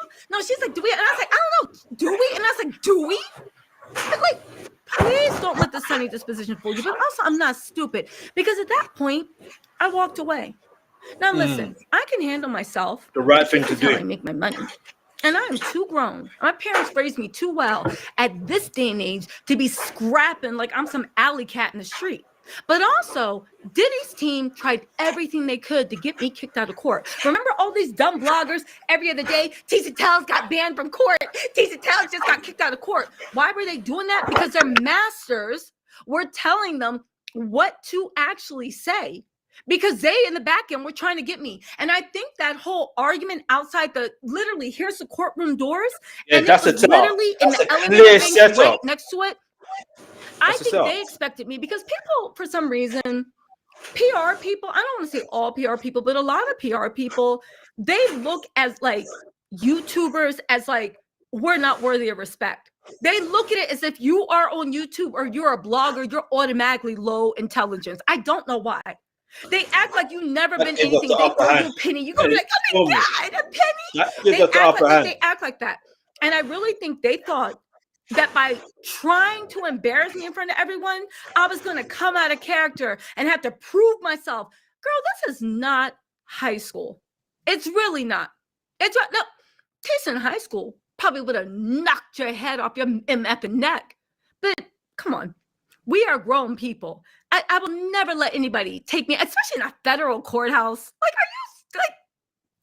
I'm not even on the street. I'm not fighting. Are you insane? Please, you know how long it took me to put gel in my hair? I'm not sweating my edges out for you. Please, like, get out of here. Right? Yo. But I think in that moment, they thought I was, and that's why her security, the two men were flanking me, ready to grab me because they thought I was going to reach out and touch somebody. And meanwhile, I'm like, is this bitch on drugs? I literally was confused. I literally was like, is she on drugs? Right? They thought I was going to reach out and touch somebody. All because, and then when I did that, this game, then they could go and be like, I feel scared that you, because they were part of Diddy's team. There's a person on the team. There's a person on the team that I feel scared of. In the courtroom, I feel scared. She needs to be, and I would have been banned from the courtroom. And nobody's slow. I saw their game. When that stupid, old, pathetic man, right, was sitting up here tweeting lies about me, same way he was tweeting lies about Cardi in the Cardi B trial. When he was tweeting lies, I said one, because don't nobody know who you are. But second of all, I saw the game. You are working in coordination. You got to sit there and lick balls too. All these men on their knees licking balls, and the one girl that did. Sorry, baby, I don't have to do that. Never had to. Never will. You see what integrity will get you? You see what happens when you're raised as a man with a prostitute's heart? No. No. You got a prostitute's heart. And listen, let me stop, because I don't want to disrespect sex workers, because that's a valid job. So not a prostitute's heart, but you got a whore's heart. All these men that were in court going against me, y'all got the heart of a whore. You don't even get paid for it. You get spread open, bust down, lick, suck, bleh, and you don't even get a penny. So I apologize to the prostitutes, because you're doing what you need to do, right? We are pro-sex worker. Don't want to shade anyone. No disrespect. I apologize. They got a whore's heart. Didn't even get anything from it. You just wanted to be loved, and you ain't getting nothing. Ugh, probably trying to audition to be Diddy's next freak-off partners. Anyway, right? Miss Boss Diva said, I love you, Tisa, reporting on this. Thank you, was impeccable, reliable for the moment. So F the haters. Exactly. Let me stop giving the haters so much, whatever. But I have to take the victory lap, because it made me so mad, the misinformation, when people said that I was lying about the evidence the prosecution brought forth, what was going on with the jurors. And now this documentary actually does vindicate that Diddy didn't get off because he was innocent. He got off because the jurors also had the hearts of a whore, right? They had the heart of a whore. Anyway, sorry to, if you are a sex worker or a prostitute, I didn't mean to put you into such bad company, right? But Diddy's team, when they tried to get me kicked out of court, every day they were trying to. That's absolutely insane when you deep it. And like, yes, you may be laughing and joking now, but you start to see a pattern, how manipulative and controlling, how manipulative and controlling Sean Combs really is. Do you understand? And obviously, people who are enabling him. Do you understand? So it's mad.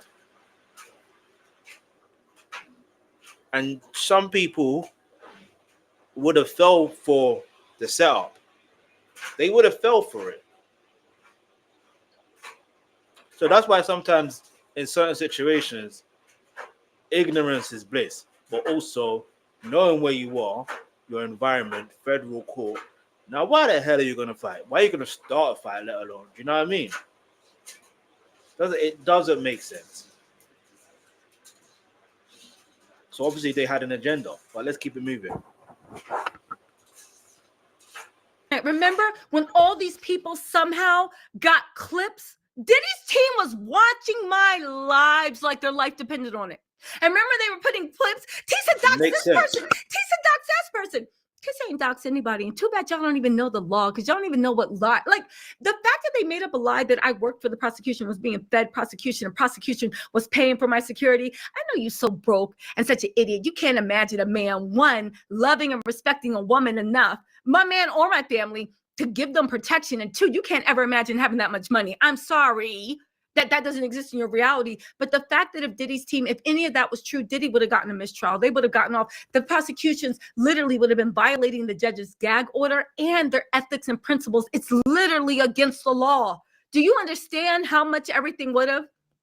But anyway, they tried to give it, all these people that were like finding on my lives, like 10 seconds. Oh, Tisa said this, Tisa said that. Where do you think they were getting it from? It was a coordinated take-down effort.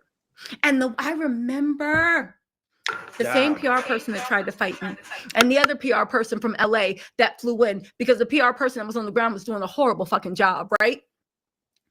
When Diddy won, the way they strode by like that, like they literally stroll by like so like Diddy and giving me dirty looks.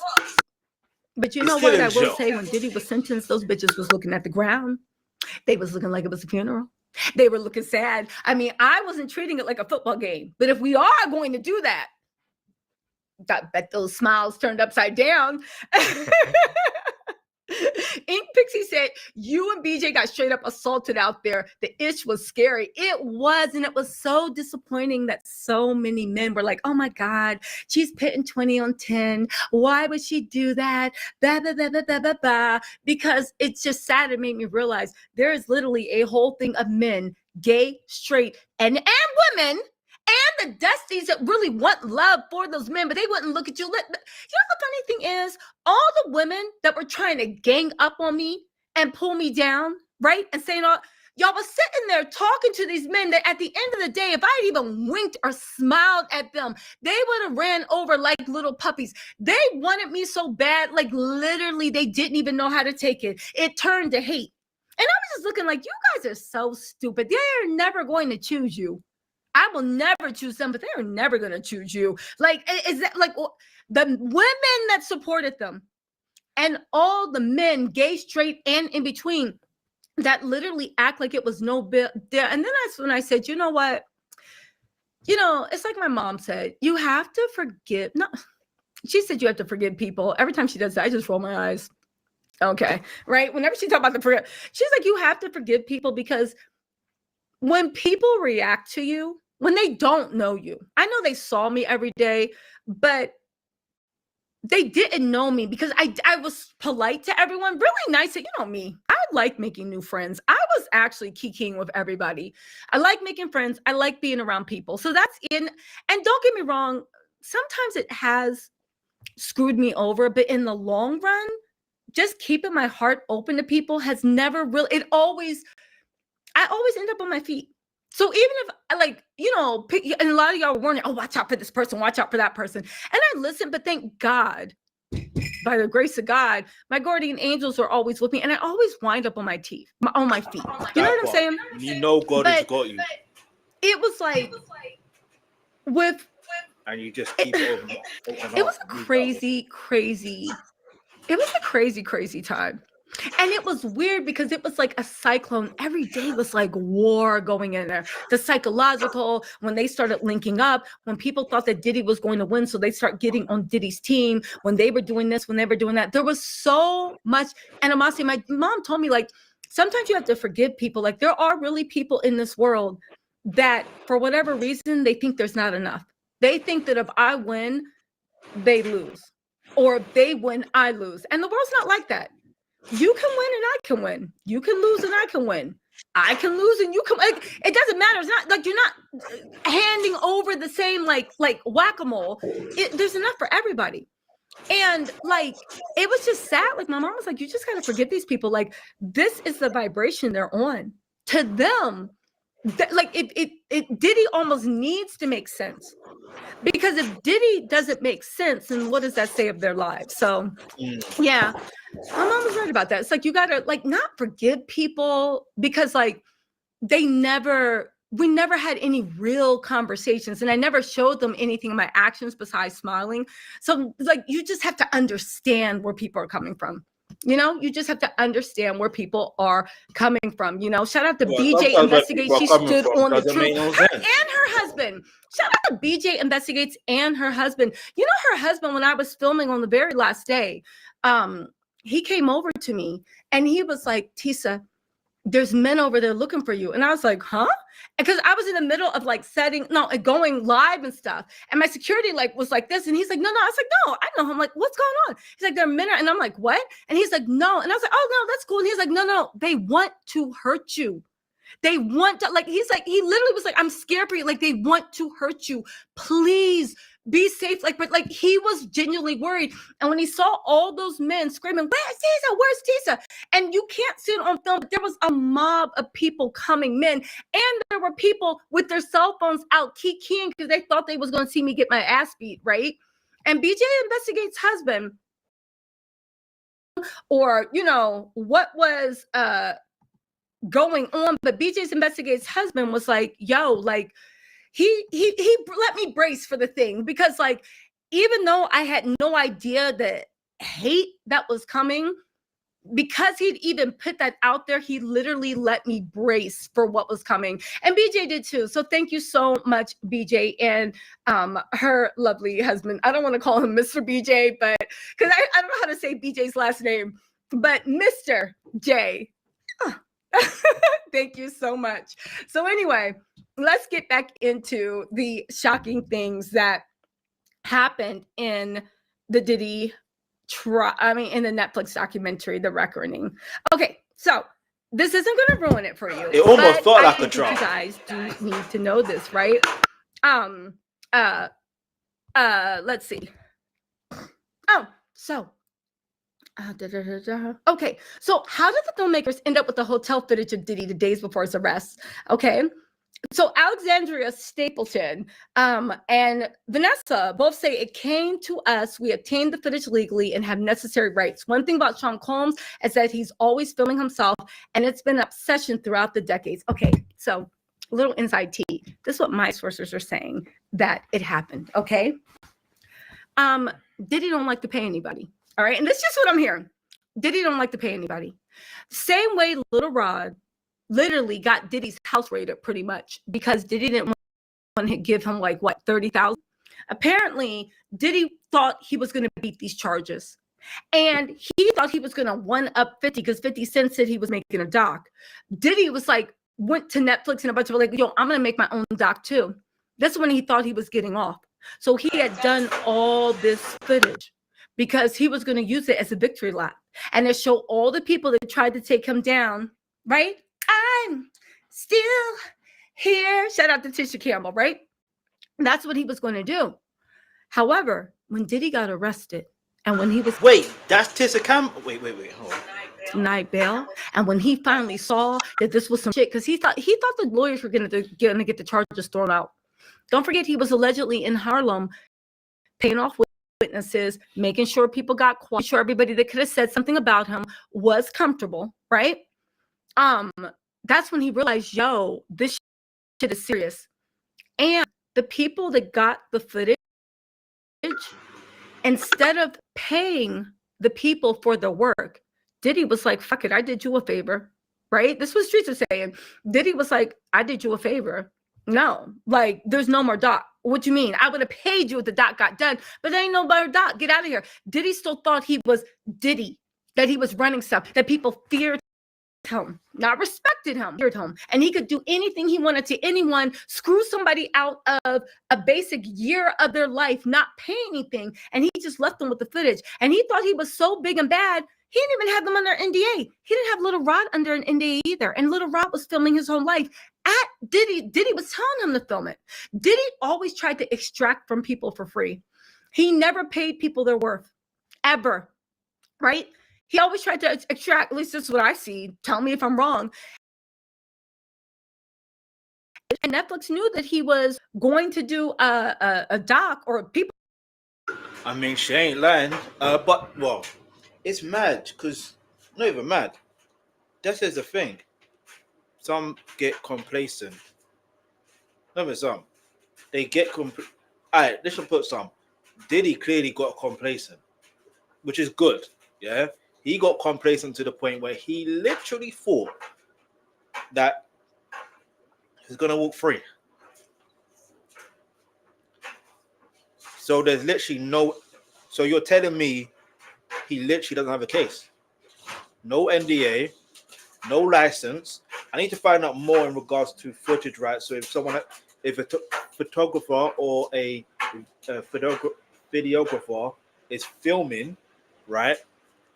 Who actually owns the right? It's like, for example, you know, when you go online, for example, and these celebrities go to these events, they take a snapshot of these celebrities. And do you know what's mad? The celebrities don't own the rights to that. Have you noticed there's always a thing where it says Getty Images? Getty Images has the right. It's crazy.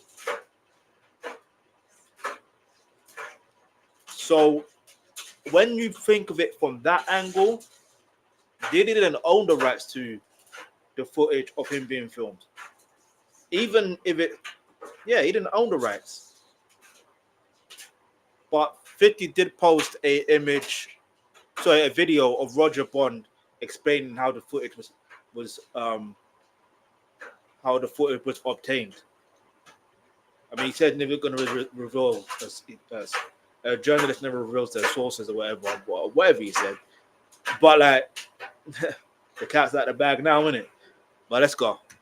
Did because he had been pitching it to things, and they took out the footage. Diddy was being, that's what I heard. It's really that simple. They bought the footage because Diddy didn't want to pay somebody for their time of filming for over a year. He literally, the same way he had Little Rod working for 2.5 years, didn't want to pay him and didn't want to pay Little Rod. And then told Little Rod, all right, fine, for 2.5 years of work. Hold up, people.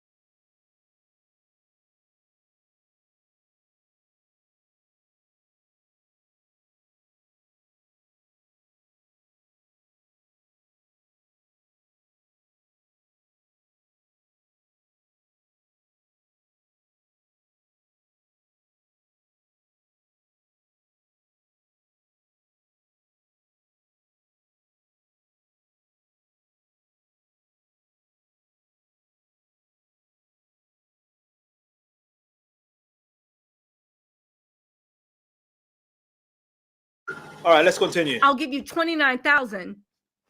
And he never even paid that $29,000. So he basically, when he was like thanking God that they won an Emmy, they were nominated for an Emmy or a Grammy or whatever for the Love album and this and that, he didn't pay Little Rod, who basically produced like half the album.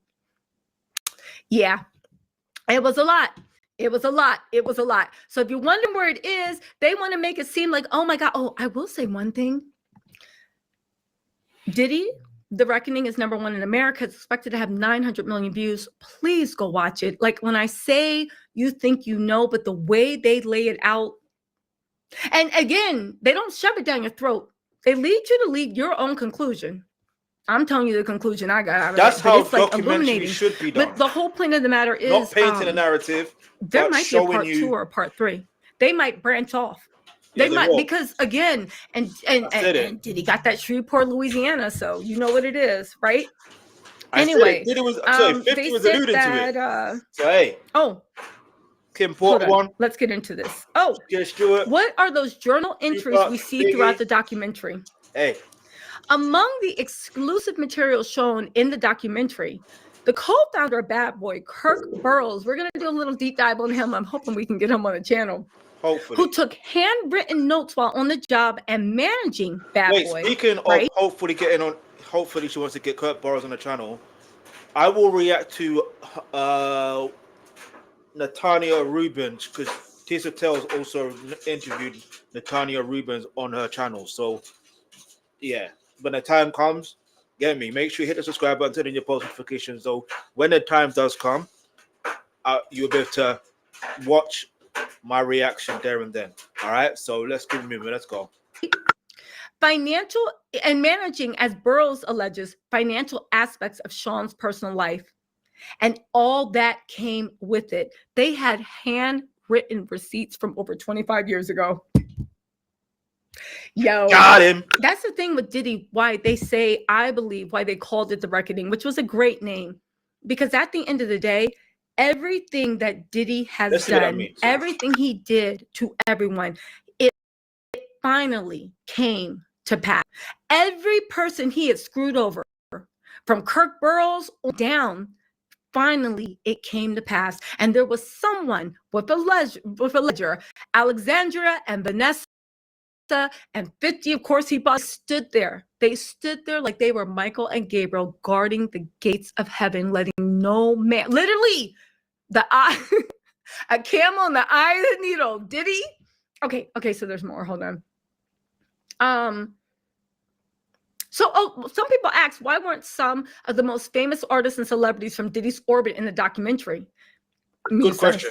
They said extreme efforts were made to contact as many people as we could. I've had many off the record conversations. There are some people who I've been able to talk to verify and fact check certain pieces of information, but they did not want to do an interview. Fact check. Keep that in mind. Fact checked. Anyway, you think they're going to be doing documentary? They're not fact checking. I know there's some documentaries out there where they do unfortunately try to paint a narrative when they're talking about an individual. Because I know of a few, unfortunately. Yeah, I know of a few. And do you understand? And just to make it very clear, there's been some hit pieces and nasty work from documentaries about Michael Jackson in regard. Do you know what I mean?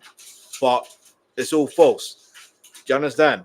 Even to the point where Michael Jackson's estate sued HBO and won.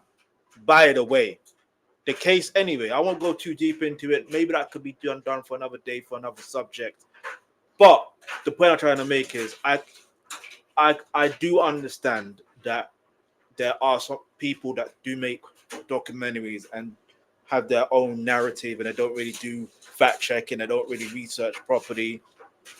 So, but I felt that they definitely fact checked this only because of the legal implications. Do you understand? Just because of the legal implications. Some people don't care about legal implications, but I reckon 50, Alex Stapleton, she mentioned the woman named Vanessa. I feel like everyone had to fact check. They had to. Plus, although Diddy's in jail, 50 months with time served, if he was to come out, guess what happens?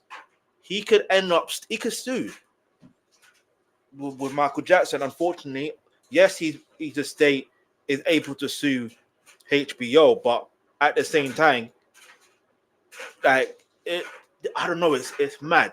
But anyway, forget this. It's not about Michael Jackson. This is about Diddy, Tisa Tells, spilling the tea. Let's go. The reasons for Bass, there was a lot of fear. Diddy's tentacles spread very wide. And I think a lot of people want to put this behind them. A lot of people are really struggling with being so connected to his legacy and want to be independent of that. And some of those reasons I will never know. That's why they said we also reached out to Sean Combs' legal team for an interview multiple times, but we didn't hear back. No, that's right. Now, who was in there? Just to let you guys know, AuberyODay was there. She actually had some really sad stuff to say, even about like what one lawsuit has to say. Kirk Burroughs, of course, you guys know, the co-founder. The jurors, I think it was 60 and 175. They were both dizzy bitches. And yes, it was a man, and he was the biggest bitch of all. You know, the fact that you are so clueless into how disgusting and filthy your mind is, that you don't even realize that what you're saying is absolutely deplorable. I remember I was watching that guy, the Indian guy. One day she beat up, the next minute she was back. Hand count clap without two people. You need both hands. Nah, for real. That part there, yeah. I was thinking that doesn't even make sense. Like I promise you, it doesn't make sense. If you can make sense of it, leave your hands in the comment section below, because I don't know. And then because the fact is saying you can run away or from the situation or walk away, but that's the whole point. Wasn't there no evidence of her trying to run away? And then Diddy, like, there's literally evidence of her trying to get away. She was trying, and you saw what happened to her. You saw what Diddy did. So, like, what do you want? Do you understand? You heard her mom speak, and that that's why I'm like, when I was going through the trial and reacting to it, that's why I was just confused, thinking, bro, they not confused. I was like, yeah, he's guilty on all counts. Only to realize, okay, he's guilty on a few counts, but how and why? Because everything links up to all of them. So clearly, there's some discrepancy with some of the jurors. Maybe they wanted to the 4th of July situation, but let's keep it moving. Let's go. You dumb Dizzy. Oh God, I feel sorry for whoever's grandma. He probably been beaten on for how long? I don't know if he has been, but he displays the mindset of an abuser. Allegedly, right? He even said that, like, you can't have it both ways. You can't have a life of luxury and not pay for it. Just disgusting. And then the goofy juror, Diddy was nodding, and I was not. That girl thought they were friends. She thought he was friends. She thought he was friends. And the thing is, people are like, oh my God, Diddy might have paid the jury off. Diddy might have paid the jury off. I don't think Diddy had to pay anybody off. Those goofy asses, they did it for free. They did it for free. Joy Dickerson Neal, an alleged victim and former acquaintance of Diddy. Do you want to hear one important thing? So I have heard, I'll do a separate video about this, but you guys are the first to actually hear this, okay? And it's very important that you guys hear it, all right? There's another investigation going on with Diddy, and it is a criminal investigation, all right? Diddy and Conrad Murray, they're the subjects of the investigation. And I was talking about Michael Jackson earlier. This is insane. Wait. It can't be the same Conrad Murray. Surely not. Surely not. Because remember, if you watch my reaction to the documentary of The Reckoning, what's his name? Saeed Muhammad. Like Fahim Muhammad. He also was part of Michael Jackson's security detail.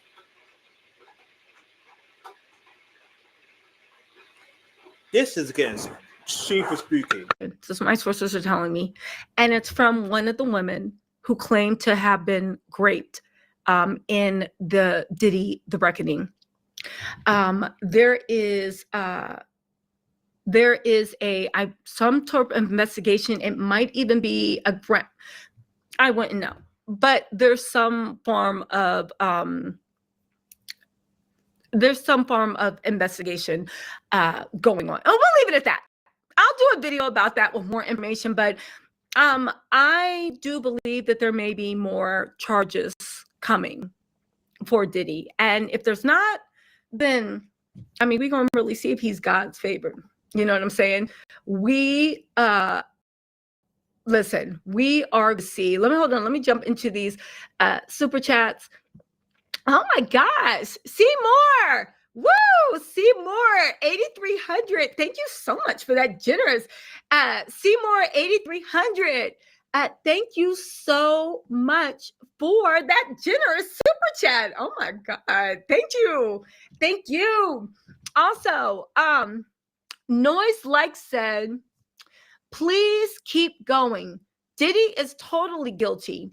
The things he did to Cassie are horrible. Noise Like 123, I completely agree with you. You go on to say, Diddy is a weak ass bitch, just like all the women and men that support him. I agree. Thank you so much, Noise Like 123. I agree. I appreciate that. Thank you. I appreciate that. I'm gonna try to see if I can interview Kirk Burrows. Hold on.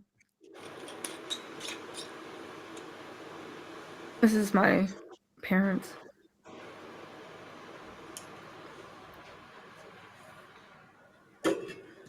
Okay, I'm gonna try to keep it PG. Okay. You have to keep it PG. Hales, you're right. You said if he walks in public now, who knows? He's probably more safe in prison at this point. I agree with you. I completely. Seymour 8300. Thank you again for that generous super chat. Allegedly, I don't know. Yeah, I agree. I completely agree with you. I will say also, let's get back into this whole thing. Okay, so they had the jurors, right? They had D1, he's a former member of the Mansfield Crips. Eric Sermon, apparently he was a huge rapper and former member of a group called EPMD. Like, apparently? No. Tisa Tells, you gotta do your homework. Hey, Eric Sermon is one of the greatest producers.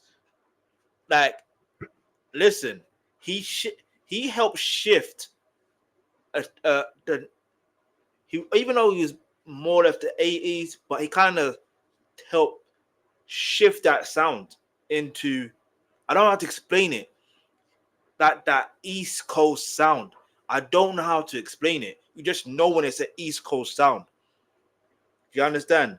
So yeah, he helped produce artists like Redman as well. Like, and I just seen a clip where on his interview with Joe and Jay, the podcast, where he missed out on the opportunity from the start working with 50 Cent, which is so mad when I think about it. He missed out on an opportunity with signing, I think he said Raekwon from Wu-Tang. And then he missed out on the opportunity with working with another artist. Like, I'm telling you, yeah.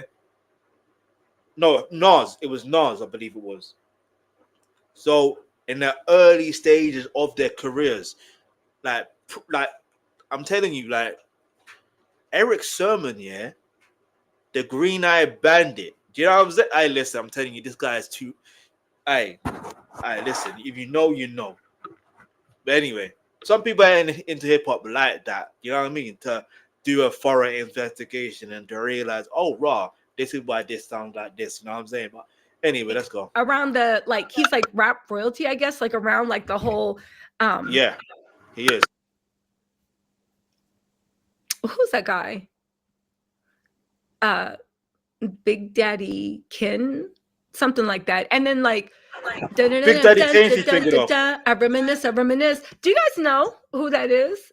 Listen, I'm talking about Big Daddy Kane. Do you guys know? Anyway, we'll figure it out. He said Big Daddy Kane. That's funny to me. Oh, that's a good one. Maria said, Tisa, I'd like to know, how do Harlem people feel now that the documentary shows evidence of Diddy involvement in Biggie's death? Exactly. Please interview his people that Harlem. Biggie What about paid Brooklyn? for his What about New You York? know what? I would love to do that. I wonder how they do feel now that they see that Diddy's an absolute horrible human being. And a lot of grace that they were giving Diddy was because people were just like, you know, a lot of grace that they were giving Diddy, it just because people were, you know, I don't know. I guess they were giving Diddy grace because he seemed like a really good person. He's really good at hiding who he is. Oh, thank you, Big Daddy Kane and Pete Rock. It's Pete Rock and CL Smooth. Okay. I need Pete Rock and CL Smooth to reconcile. Pete Rock. So Pete Rock and Pete Rock is cousins with Heavy D in it. You see the connection there. All right then. Anyway, listen. What I need you to do, I need you to hit the subscribe button, turn on your post notification. We're gonna take another little short break. While I take a short break, make sure you leave a comment in the comments below. Let me know what your thoughts are so far, because there's a lot going on. And let me know if you are a hip hop fan. Let me know what hip hop artists you want me to react to. Leave it in the comments below. Old, new, whatever. You know what I'm saying? We'll see what we can do. But I'm doing that as if no. You know when it's finished. It's not finished yet. Come on, let's go.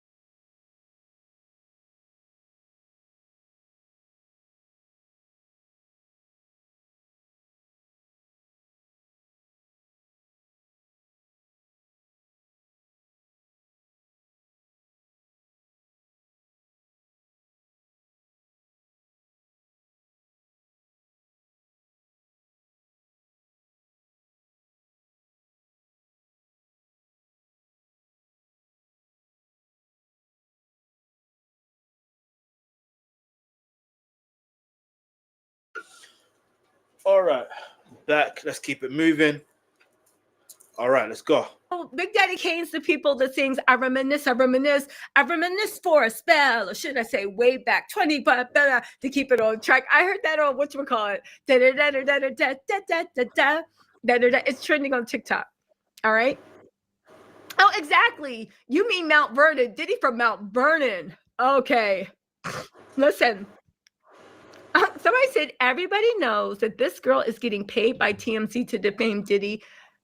TMZ is ran by Diddy's PR team, Mark Garrigo. Yeah. Again, you know what? I realize that Diddy's people that defend Diddy, they really are the weakest link. Like, it's just stupid. It's stupid. I don't listen. If you put me in a room with someone that just doesn't know something, I love that because you know me, I love to be able to teach, like sit down. So where do we start? So, when the Moors conquered Spain, right? Like, I literally, like. Hey, speaking of the Moors conquering Spain, if you want any African or Caribbean content relation, anything related to that, you know what to do. Go to my other channel, the Alkebulan Trust. All right, had to do that shameless plug, but while we're here, let's start from the beginning. So when the Moors conquered Spain, you know, and let's go further back. So Prophet Muhammad, right? The Sunni and the Shiites. Let's get down into it. I love to teach. I love to inform, and I love to give like the behind the scenes tea. Well, what you really don't know, right? And Prophet Muhammad's wife, right? But I can't stand a dumb person. Like my dad always said, stay away from people that are willfully ignorant. Because when you become a certain age, being ignorant is a choice. And when you are ignorant by choice, you are willfully ignorant. And that type of ignorance is dangerous because people will lie. It's impossible once you get to a certain age to have that level of ignorance. That means that you have fought to be that ignorant.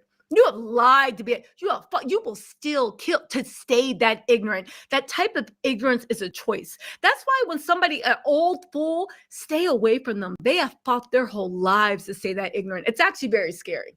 It's very, very scary. But you know what? Whatever, right? So anyway, yeah, stay away from it. And that's where I feel like with Diddy's people, like that old man, the juror, the Indian guy that was in the dock, that level of ignorance is scary. It's scary to me because I'm like, I don't know what you're capable of because the things you've done to maintain these blinders, yeah, you fought. Also Brandy, what's up? What's up, Brandy? Said, Brandy Donari. Okay, there we go. I'm glad. Oh, thank you. I'm glad to. Oh my God, you guys! Everybody say happy birthday to Brandy. Oh, aloha from Kauai. Thank you so much. Is it Kauai or Kauai? Kauai. Okay, fine. Brandy, thank you so much, you guys. Everybody send Brandy happy birthday to ya. Happy birthday, happy birthday. I make when they react to Stevie Wonder. Okay, I can't even lie. Everybody say happy birthday. Listen. Listen.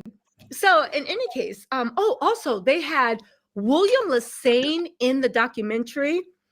He is the cousin of Tupac. Mark Curry, a former Bad Boy artist. You guys know Mark Curry. Roxanne Johnson. She was the wife of Craig Mack. She looks so good. I will say one thing: the women from that generation, beautiful. Kalina Harper, Dirty Money. You know, I will say I was always like calling Kalina everything but a child of God and saying she was stupid. And at a certain point, she kind of was because you did help run image rehab for Diddy. But it also made me look at her like, yo, you were one of Diddy's victims mentally. You were one of Diddy's victims mentally.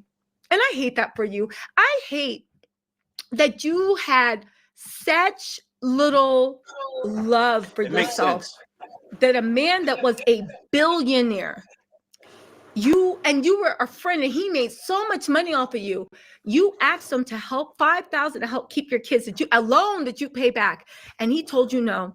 And you had such little love and regard for yourself and a need to help this man and prove yourself to him that you ended up literally going to war for him and saying things that could have gotten you in deep trouble. All for, I don't know. It was a lot. It was a lot. It was a lot. William Livingston said Puppy had to go to the electric chair, Tisa. I would have had a special live. Yo, Diddy ain't getting out of this for the rest of his life. This is going to become like the boogeyman. You better shut up before Diddy come. Right? For horror movies, people going to be spraying baby oil around. What's going on? Diddy is never going to be able. And you know what? I wonder how the people, I'm trying to get some people, some feelers at Fort Dix to let me know, like, how's Fort Dix responding to this documentary? What's going on? I think that this documentary, the one thing it did is it kissed Diddy's chances of getting a, Diddy can kiss his chances of getting like a pardon. Like, I believe that's over. What's going on with this light? It's really bothering me. I think that the chances of Diddy getting a pardon are like pretty much done. I don't think Diddy's going to be ever able to get a pardon. Like, to get a pardon, you cannot be universally hated. Diddy has literally turned in to our generation's O.J. Simpson, but not really. Because with O.J. Simpson, there was still some type of reasonable doubt, because if the LAPD hadn't been so racist and hadn't been so dirty and hadn't tried to frame O.J., maybe they would have gotten him. But then again, maybe not. Because honestly, like, who knows what the truth is? Because they polluted the pool so much. So there still is kind of like reasonable doubt. But with Diddy, there ain't no reasonable doubt. There is no reasonable doubt. Thank you, William Livingston. Ink Pixie said, Mama Combs, GD Diddy is a lot. Yes, we need to look into her because she's sketchy. Oh, so you know what? Thank you, Ink Pixie. And thank you for the super chat. One of the most amazing things that happened in that, which was really sad, is one of Diddy's friends, I think it was Tim Patterson, who kind of like, I think he lived with Diddy or he kind of grew up with Diddy. Tim Patterson actually said, and it moved me to tears. It was that sad. He talked about the horrific abuse that Diddy suffered at the hands of his mom. And how it terrified all of them. It terrified all the kids. It terrified everybody. It was a lot. It was a lot. It was a lot. You know? Listen. Listen. I didn't see you saying that. It was a lot. It was a lot. And again, it's not to make an excuse. It's only to better understand. It's not an excuse, but it's only better to understand. But again, this was my issue with Misa that went on live and all this stuff, and what issue I have with everybody from Diddy thing. Like, you cannot benefit off of that man. But then when we're like, yo, so what happened? Well, who knows? I don't know. You can't do that. Like, you're either tied to his legacy or you're not. Anyway, who else was in there?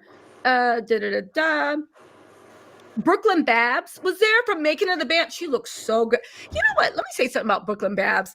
When she wasn't Making the Band, Brooklyn Babs just had this way about her. She had like the most beautiful face, the most beautiful eye shape, but there was something about the way she moved and the way that she talked that just drew you in. Like, it was just something so musical, melodic, and you saw the way she moved. Like, she was very mesmerizing, right? Brooklyn Babs. And you see her on the documentary, and you're like, Babs still got it. She looked so pretty. She looked like a little baby doll. She's like, you know, and then she had her thick Brooklyn accent. Something about Brooklyn Babs, like the way she talked, the way everything. It was just, it was a lot. You know, she looked just as beautiful, but I'm like, wow, she's still just as, anyway, hold on. Okay, also, hold on.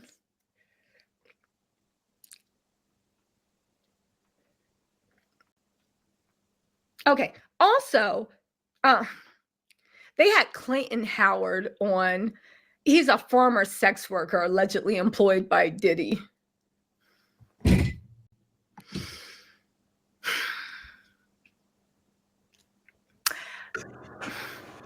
Are none of these men embarrassed? Are you not embarrassed? Are any of them embarrassed? Do any of them have any pride? Do you? Oh, God. Let's move on. They had Quanell Q Mo. No, like listening to Clayton situation was scary. Not even scary. It was like, it was disgusting. It's one thing reading reading transcripts or whatever the case may be. That's one thing. But then when you actually hear someone speak and they're detailing things, it's crazy. And the fact that you mentioned had a sit that Cassie was hired from the 9th of March every 9th of March. Well, most of the time 9th of March. But Diddy wasn't there. And I said it. Is that guilty conscience or something? Because why? And then on top of that, then there was something else he said. I'm like, yo, time out. But aside from that, there was something else that Tisa had mentioned. Yeah, she mentioned about William Lassane, Tupac's cousin. I'm glad that William Lassane was in this documentary. And here's why. I feel that now most people are going to, if they don't, I will do it myself. I will react to content in regards to William Lassane talking about his cousin, because there's a lot of information that is getting misconstrued. Yeah. And I believe it was William Lassane who, because Tupac wasn't necessarily, I'm not going to say he wasn't meant to go to Las Vegas, but he wanted to solve a problem, a family problem, and that family problem had to do with, I think, William Lassane or William Lassane's brother. I can't remember who was involved, but I just know William Lassane is there somehow, somewhere. Even the Quastudo situation, unfortunately, I think he was arrested just before that incident happened. And it almost felt, it's so mad when you deep certain situations. Now, hear me out. Here's another thing I do want to mention. The fact that he pieced everything together, and he's starting to realize certain things. Like, it's mad. But he knew Biggie and Tupac were friends. Again, it's not just, man, it's just deep, man. It's deep. But yeah, the fact that they have certain people in there, documentaries are an interesting piece of work, because you have to think, and again, fact check. You have to fact check everything. So the fact that they fact check everything, you know what I mean? But it would have been interesting to see Gene Deal there, but he wasn't. It would have been interesting to see Mary J. Blige, but she wasn't. But yeah, man, let's go. Oh, cute. I'm like, who's Cornell? They had you for making of the band, the member of Day 26. Now, here's the funny thing. Do you know where I think this documentary, now that Alex and Vanessa are doing the damn thing, and 50 probably got like even more money from Netflix, they should do a Diddy and do it from the point of the artist he signed. Because one of the things that all the people like to say is, oh, Diddy helped the community. He did this, he created a legacy, black artists. No, we need to actually talk to the artists he signed and actually found out the horrors they had to suffer, the indignities, the poverty, the brokenness, like the degradation, like who Diddy actually truly was. You know what I'm saying? That would be a great part too. Get all of Day 26. So they also had Brian Andrews. You remember Willie Teller and Robert Curry. They were making of the band contestants, and they were also members of Day 26, right? Then they had Greg Kading. He was a former LAPD detective that was looking into Tupac's death. Time out. All right, let's readjust. All right, so, and I'm probably have to react to the documentary. He was part of another documentary before, and basically it wasn't to do with Tupac. He wasn't investigating Tupac. It literally doesn't, it makes sense in the sense of Orlando Anderson, Keefe D, them being from LA. But the incident they're talking about took place in Las Vegas. Yeah. So the police jurisdiction is actually Las Vegas Police Department. Las Vegas Police Department. So LVPD. That's their jurisdiction, right? What makes more sense, and I could be wrong because sometimes you could watch something and your memory could be what you thought it was, but it's completely different. But I can't say I know I'm not wrong, but I do have an inkling, and I do think, and I do remember that you see when Craig Caden when he gave Keefe D a proffer agreement, in that conversation that was taped, he basically, what's the word? It almost felt like he started with the whole Biggie case. And then Keefe D goes, nah, that wasn't us. Do you understand? Because you have to understand what they played from the timeline of it didn't make sense. It almost felt like he was saying something beforehand. If you watch the documentary, I'm talking about the Reckoning documentary, episode 2, you will understand what I'm talking about, right? And so yeah, he wasn't investigating the Tupac situation. He wasn't. That wasn't his thing. I could be wrong. And then my whole thing is with Craig Caden, he's going on every platform that he can think of, yeah, to feel like he solved the Tupac case. And I firmly believe, allegedly, that his whole thing was to throw off anything that will make it seem like the LAPD had involvement in regards to the situation regarding Biggie. Allegedly. Because Biggie's mom had a $400 million lawsuit against the LAPD department, the Los Angeles, the LAPD. And we all know how corrupt and how racist that the LAPD at the time in the 90s, I don't know about now, but in the 90s, yeah, we know how they were. So just think for a moment. Think, yeah? And you already know how Tupac, already know how the police felt about Tupac. We already know. Especially after the incident in regards to him blaming two off-duty police officers to protect an innocent person. Now we know this. Let's go. And Derek Parker, the former head of NYPD Rap Intelligence Unit, and of course, last but not least, Roger Capricorn Clark. I think I also had Roger Bonds in there. Roger Bonds. You know what? I've been critical of Roger Bonds in the past, right? And also to a certain extent, Capricorn Clark. And I will say that, and they had Tim Patterson, he was like the best friend and all this other stuff. I will say this, they took accountability. They acknowledged that they danced with the devil, and they acknowledged that they helped the devil. But then they also acknowledged why, and you empathize with them so much, you know, and you realize whether you were a willing victim or not, everybody around Diddy was a victim. Everybody got mentally abused, everyone. Which is to say that I don't believe that someone that does that to everybody around him so cold hearted, that did that to Biggie, I don't believe he's a good father.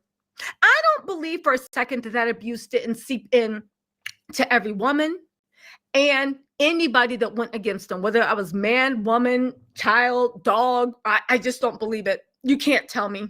You cannot tell me.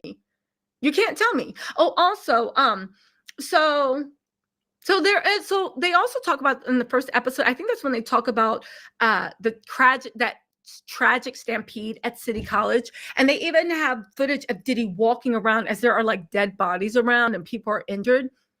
And the one thing that I took away from that was from even that old footage, Diddy didn't care back then.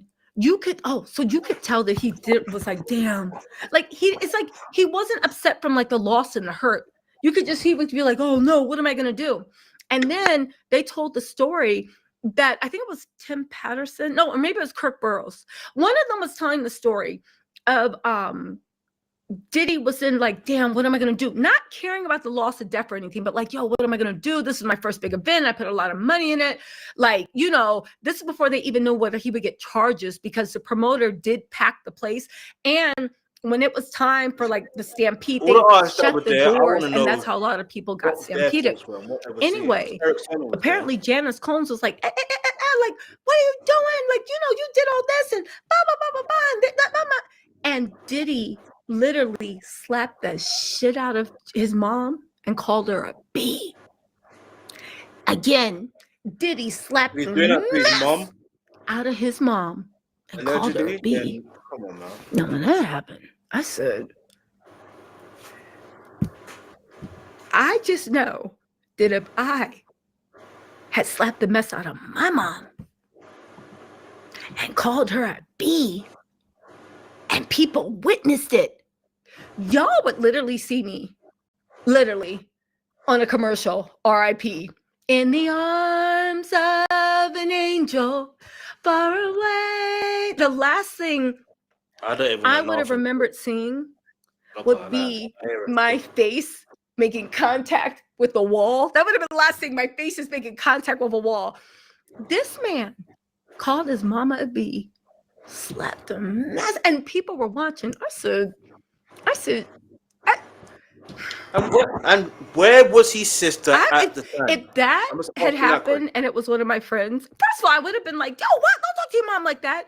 But if that had happened, but before I even said that, I just would have been sitting there scared, knowing they are about to die. The level, if somebody is willing to treat his mom like that in public, it's bad enough private, but the level of craziness to do it in public, you get what I'm saying? You're already crazy, but to do it in public, baby, you are Hannibal Lecter. You're silenced, like you're a serial killer. There's crazy, and there's like, I'm scared.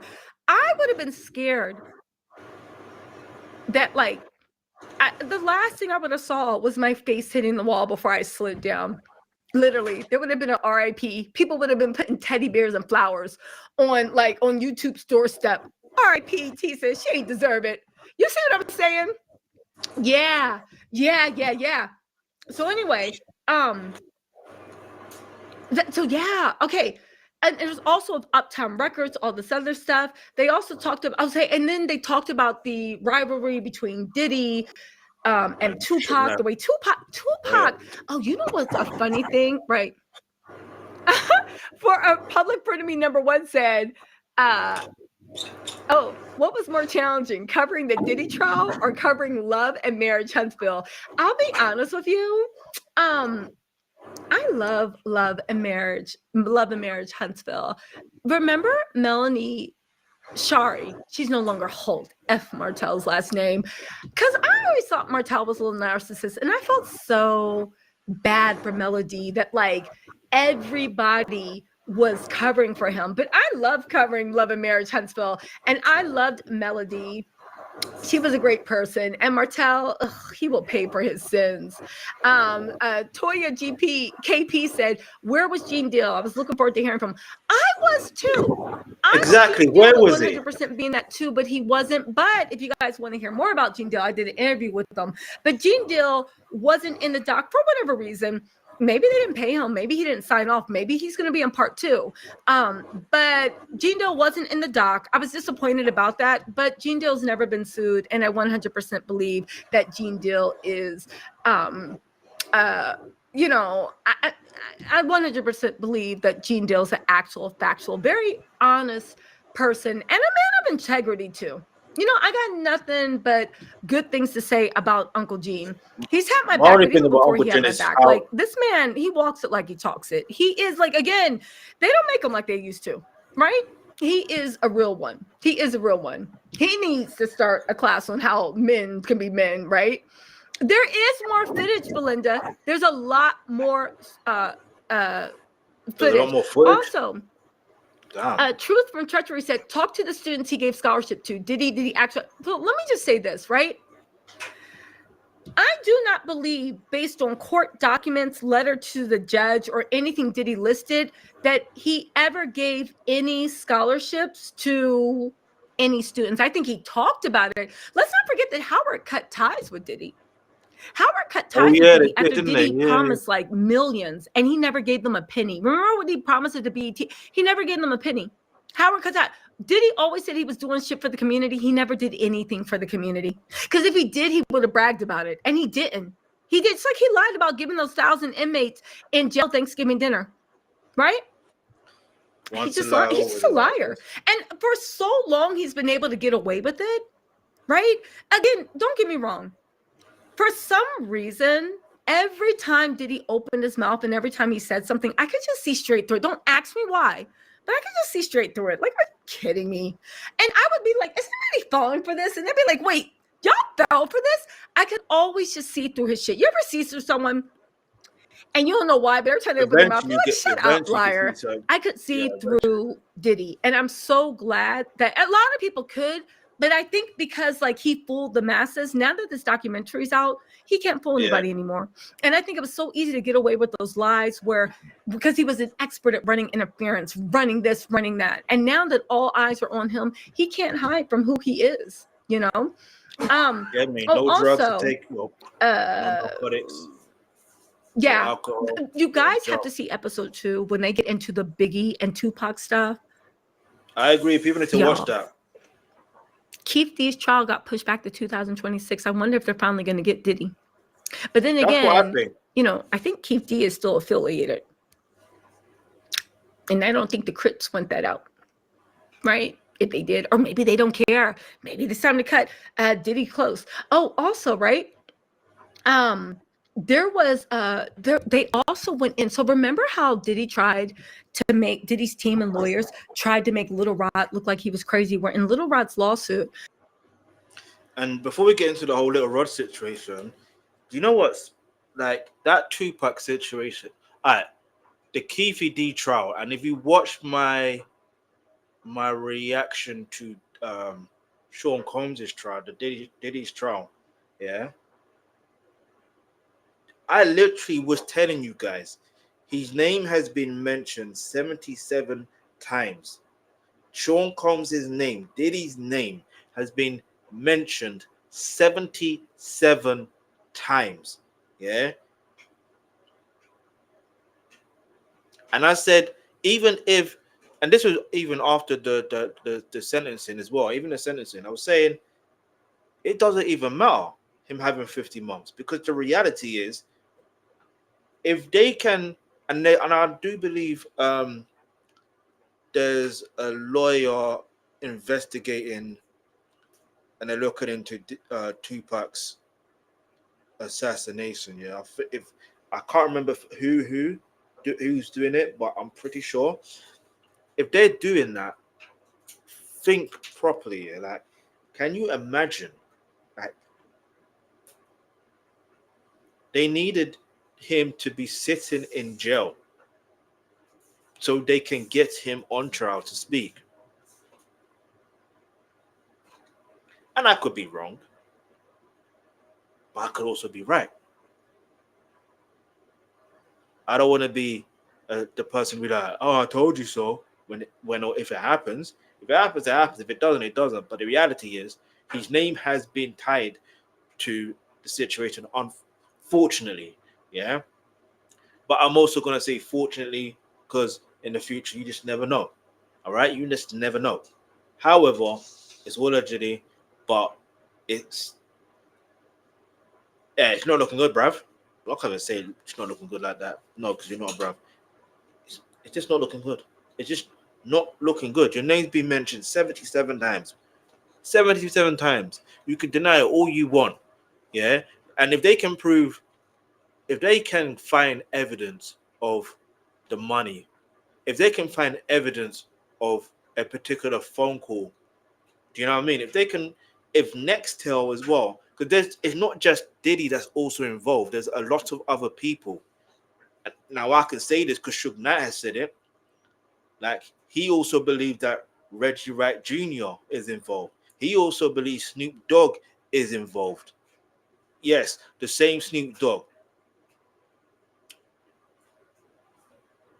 Anyway.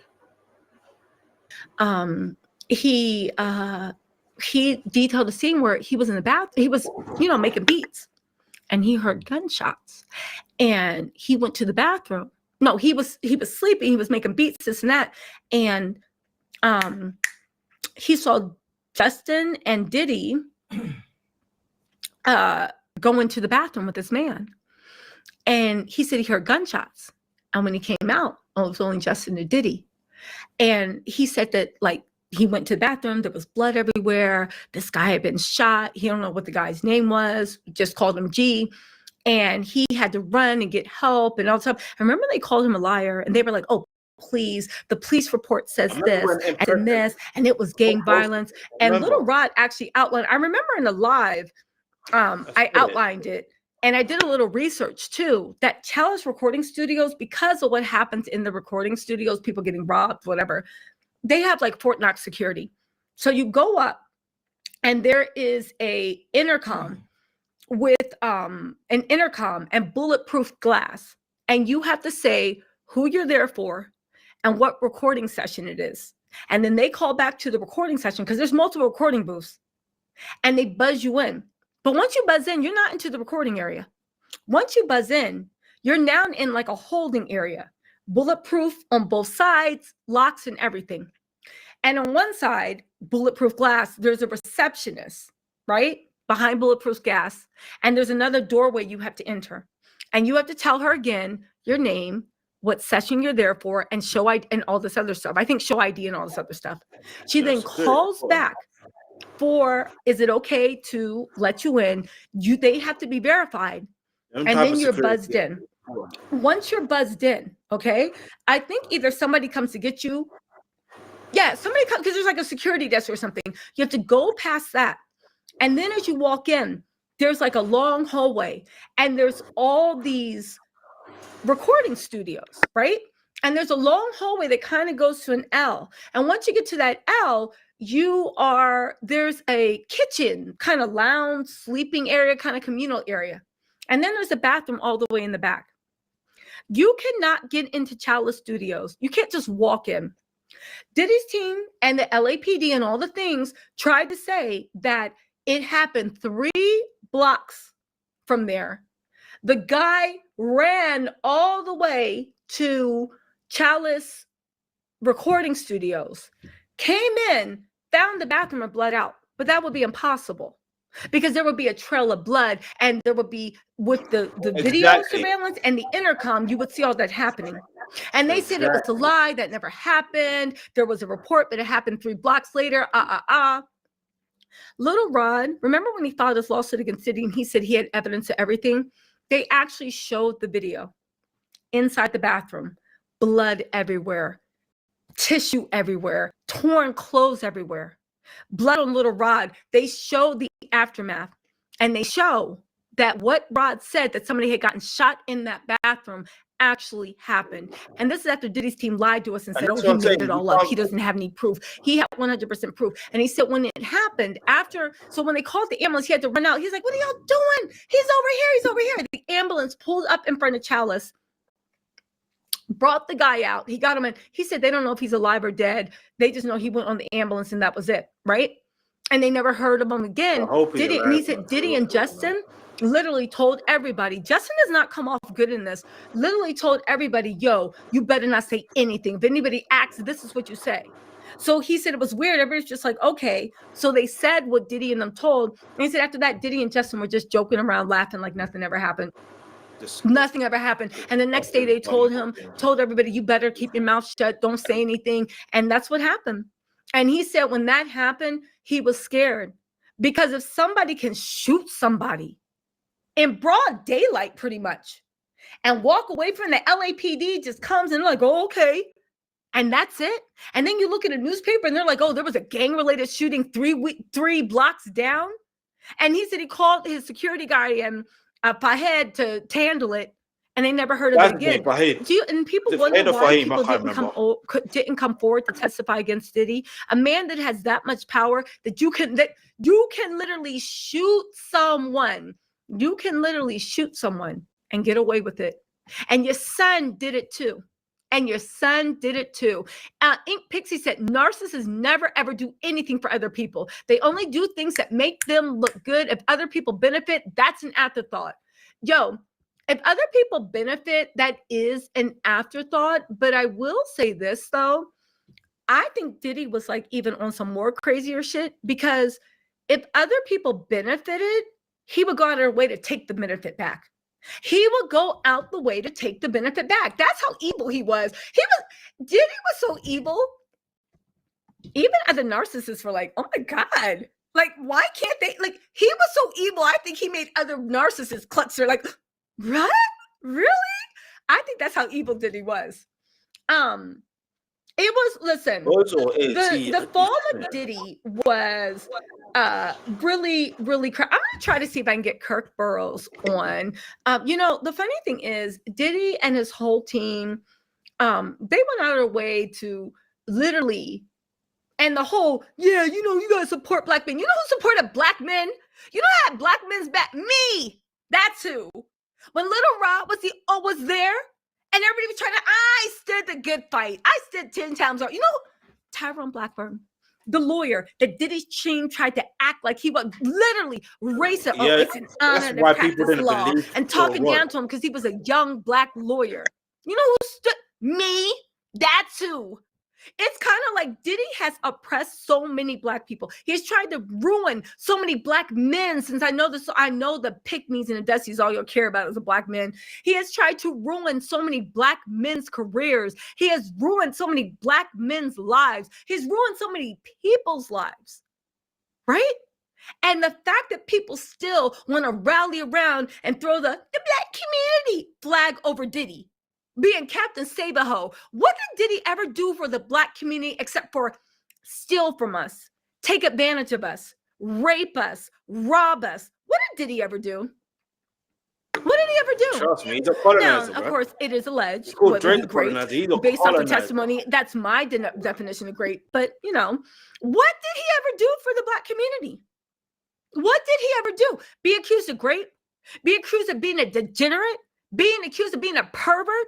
Being accused of, according to his own children, first time sober in 25 years? Now, because our dad's in jail, he's actually involved and present? I guess so. He ain't got shit else to do. He can't ignore you, call a freak off, put some tucci. He has nothing to do but listen to you, be like, oh, yeah, Kristen, your new song's really nice. Is Justin around? Also, what's really sad? Now, this is just my observation. The dynamics in Diddy's family, judging off of Diddy's own footage, I actually feel really sorry for Christian. Justin is clearly Diddy's back. First of all, well, in the stock, they didn't even see Quincy. I don't even think Diddy put anything in Quincy's name. I don't even, who knows, right? But when it came to Justin, he looked to Justin as like the smart one, as this is that, was always looking for him. Justin couldn't be bothered. Justin was sitting there like a little toad, just like he looks innocent when he smiles, but there's a darkness that comes off of him, in my opinion.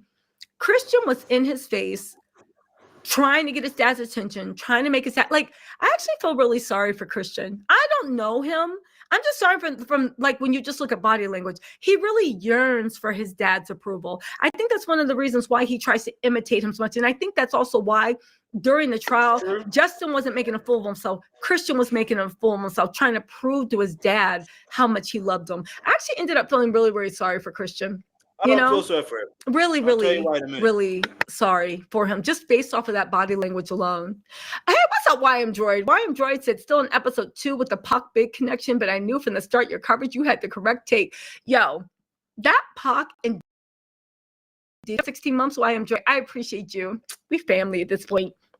I'll tell you, I honestly do think,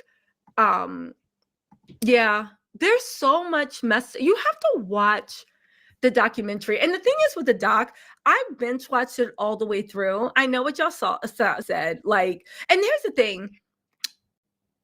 Yes, I'm in the doc. I was very proud of that. But all jokes aside, I watched the doc like one time full, and now I'm going to watch it again because that doc, especially if you like to people watch, if you like to pay attention to body language, if you like to pay attention to like interfamily dynamics, you know, because I feel like interfamily dynamics tells you a lot about the person.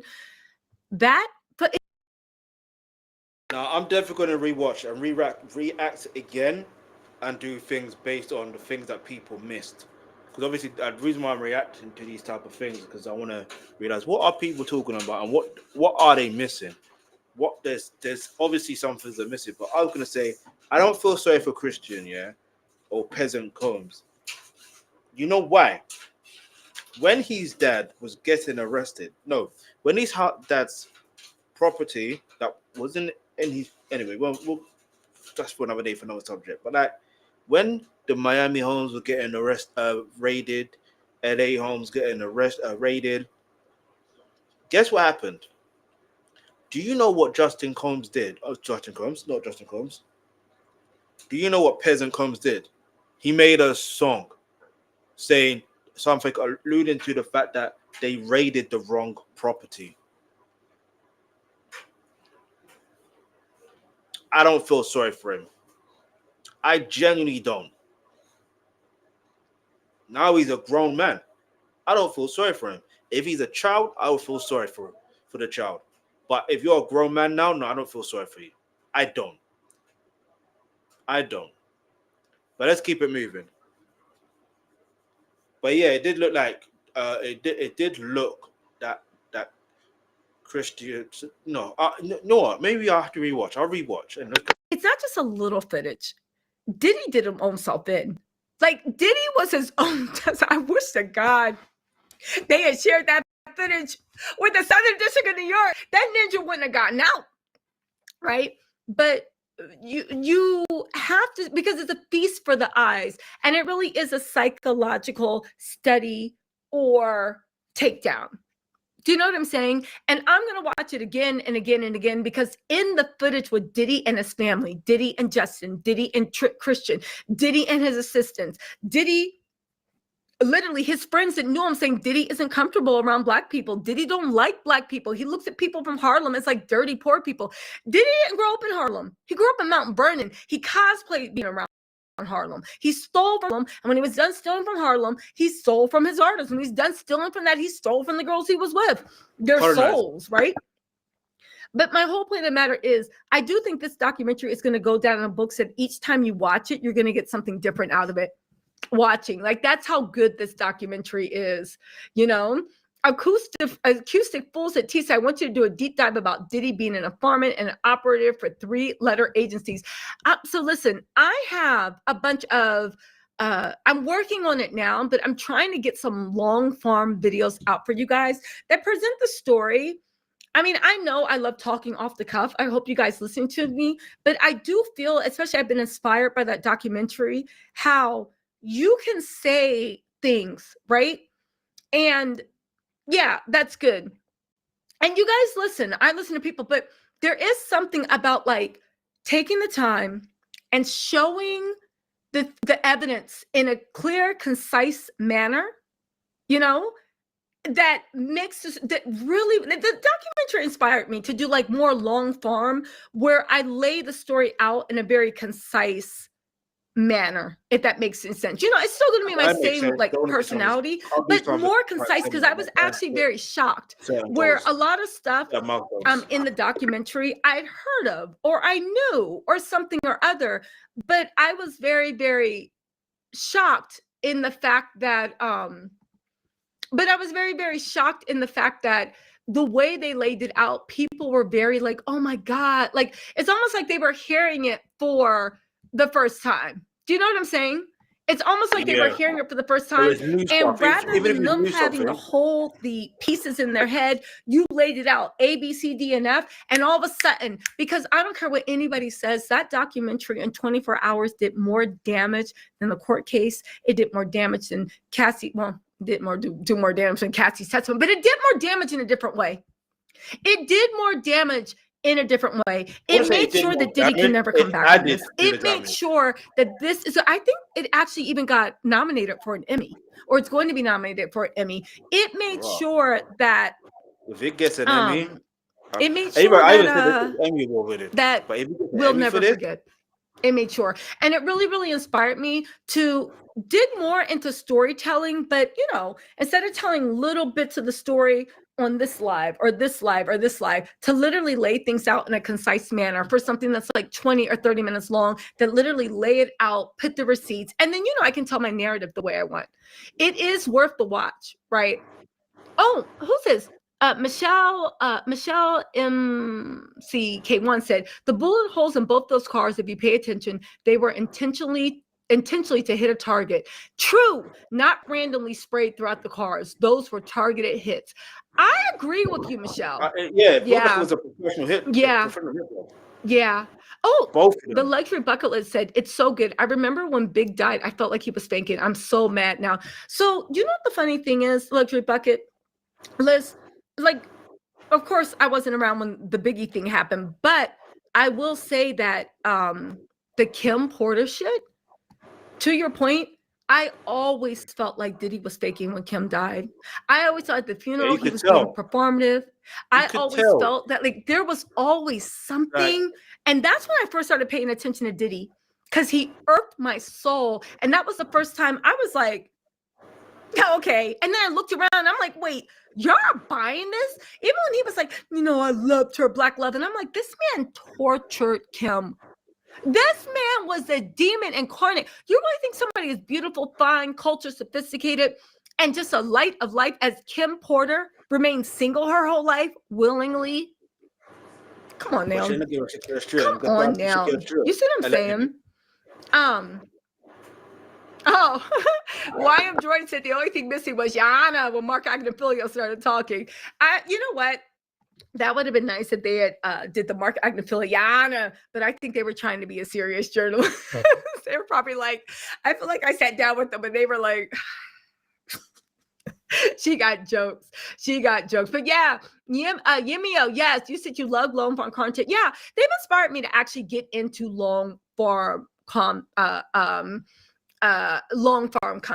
Like they really did. Because I see like there is, of course you need a gift for it and I'll get better with it. But I do feel like there's something powerful when you put the story together in one central location instead of having it spread out. You know, because sometimes I forget that everybody's busy with their own lives. But if you put everything on one thing, it makes it impossible to look away. And if you do a good job of telling the story, you can really make your case and make people understand what you're thinking. So yeah, this documentary has inspired me, you know? Yeah. Cassie said Biggie's lyrics don't. Yeah, I know. Definitely Tupac in the house. Exactly. Yeah, Cat Sears said Long Farm is way better. I appreciate you. Oh, who said that? Ink Pixie said Kim's cassette was purchased before she even died. R.I.P. Kim. Exactly. And YM Joy said, Tisa, we count on you to be our unserious journalist. Help have some jokes when talking about him doing horrific stuff. Exactly. Seriously unserious. Oh, that's going to be my new thing. Thank you. Seriously unserious. Yes, I'm calling that seriously unserious with Tisa Tells. Okay, there we go. Listen. Oh, Miss Ball Steva said, as a Gen X, when Big died, I knew he was faking it. It never was genuine. And I knew he was scamming and grifting. And now this proves me right. Exactly. Lori says, that man, what's that from Hawaii? Said that man is a devil. He really honestly is. Y'all are right. Y'all are completely right. So anyway, listen. In fact, I'm going to show you something. I have a few more videos to put out. Let me get out of here and start making some videos. But thank you so much. And you guys, I promise tomorrow I'm going to do an actual full proper recap. Let me know in the comments whether you want me to start with episode 1, 2, 3, or 4. I will say this. I kind of feel like you can watch that documentary in perfect order, or you can jump around and it doesn't take anything away from the documentary if you jump around. So let me know what order you want me to start doing the recaps. Trina, what's up? said I binged all 4 episodes too. I was so proud. Oh, thank you. Seeing you part 4. The documentary made me despise that demon more than I already did. Trina, first of all, thank you for being a member for 20 months. And I agree with you. By the time I was over, and y'all know I'm not a fan of Diddy, I said, I went too light on him. I was too forgiving. By the time it was over, I was like, I was too forgiving. I was too forgiving.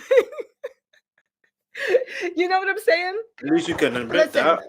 Let me get out of here. I am working on. I've been doing hints, like I'm working on. I've been doing hints. I'm working on way before the case. If you know, you know. Oh, sorry. I just got a little tip. I'm working on see if I can get Kurt Burrows and a few people from. You guys want me to start on episode 1? Okay. No, Diddy is not even handsome. Poet by purpose. I agree with you. I'm working on getting some guests. Even I'm not sure if I can get Kurt Burrows on, but we'll see. Anyway, you guys, thank you so much. I appreciate all of you. And don't worry, long form deep dives are coming. I might even post one tonight. Anyway, let me know or tomorrow morning, okay? Let me know what you guys think in the comments, and I will talk to you later. Bye. All right, shout out to Tisa Tells for this. Shout out to everyone watching. Hit the subscribe button, turn on the post notifications. I was gonna show you something, and I still could possibly show you. There's something else I wanted to react to, and I wanted to continue with what else I was reacting to, but I don't necessarily have the time for that. If I'm gonna be completely honest with you, oh,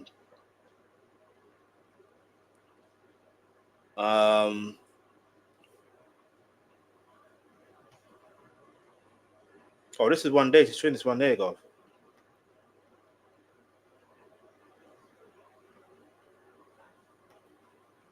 All right, I'm gonna just leave my comment real quick. Gonna be like this.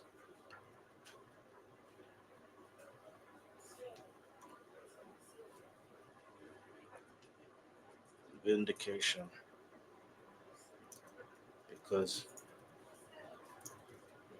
you was right, and some people despise those who are right, and this whole situation is scary, and I feel it will only get worse for Sean Combs and better for all his victims. Like, and listen, the reason why I'm saying it like that, because you have to understand. In fact, I'll look for it here. There's a lot to really go through. Listen, with the content I do on this channel, there's some things that I'm just gonna have to put on the side for now. This, do you know what I mean? Anyway, look, I think it was South. Oh, they might block it though.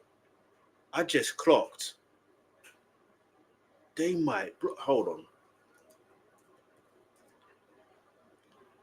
on. South Park. Diddy. I don't know. Yeah. I wonder if I can play it. I just wonder. I should have thought about this. Look, see that devil.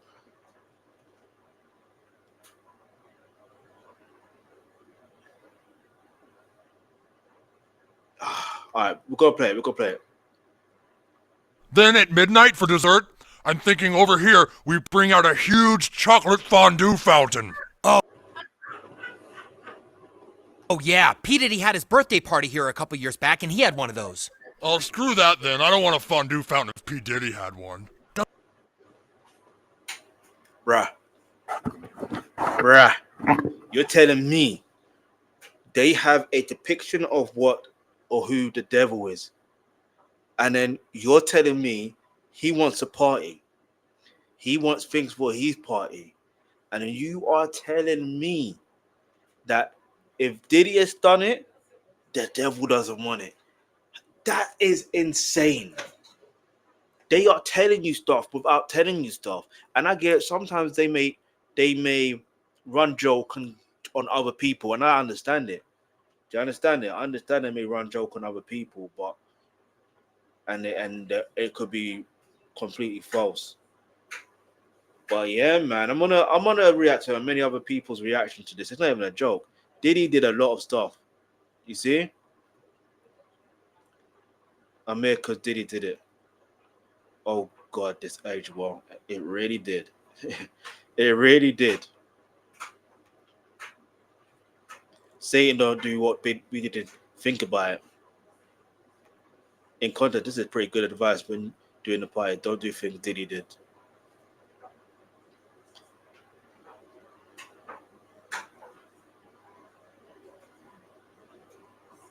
Wait, did they hold on? Matters? I don't want to do it if Diddy did it. How about a donut machine? Did Diddy do it? One. Does it matter? Matters? I don't want to do it if Diddy did it. How about a donut machine?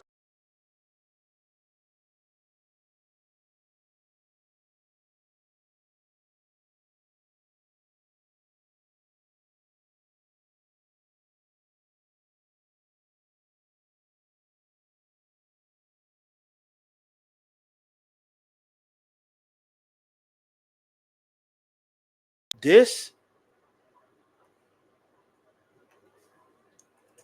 back here after the short on comes the reckoning documentary series. This is insane when you truly deep it. Facts or true. Did Diddy do it? Damn it! What did Diddy do? That is insane. Now wait. I know I just showed you that, but you know when you just deep certain things properly, bruh. I don't even know what to say at this point. You know what I'm saying? I don't know what to say at this point. But anyway, at this point though, I am gonna say, you know what I'm saying? I'm gonna say, hit the like button if you haven't already. Make sure you share this with everybody you know, and we'll be back here again for another Diddy situation. You know what I'm saying? That the reaction, because there's something else that Tisa Tells has done where she gone into the untold stuff, or you know what I mean? So we're gonna get into that tomorrow. You know what I'm saying? Yeah, man. And then the other reactions I'll probably do another day of other people reacting, because there's like a whole load to do. I didn't really plan this one properly, nor did I go live at the right time, but it is what it is. But anyway, yeah.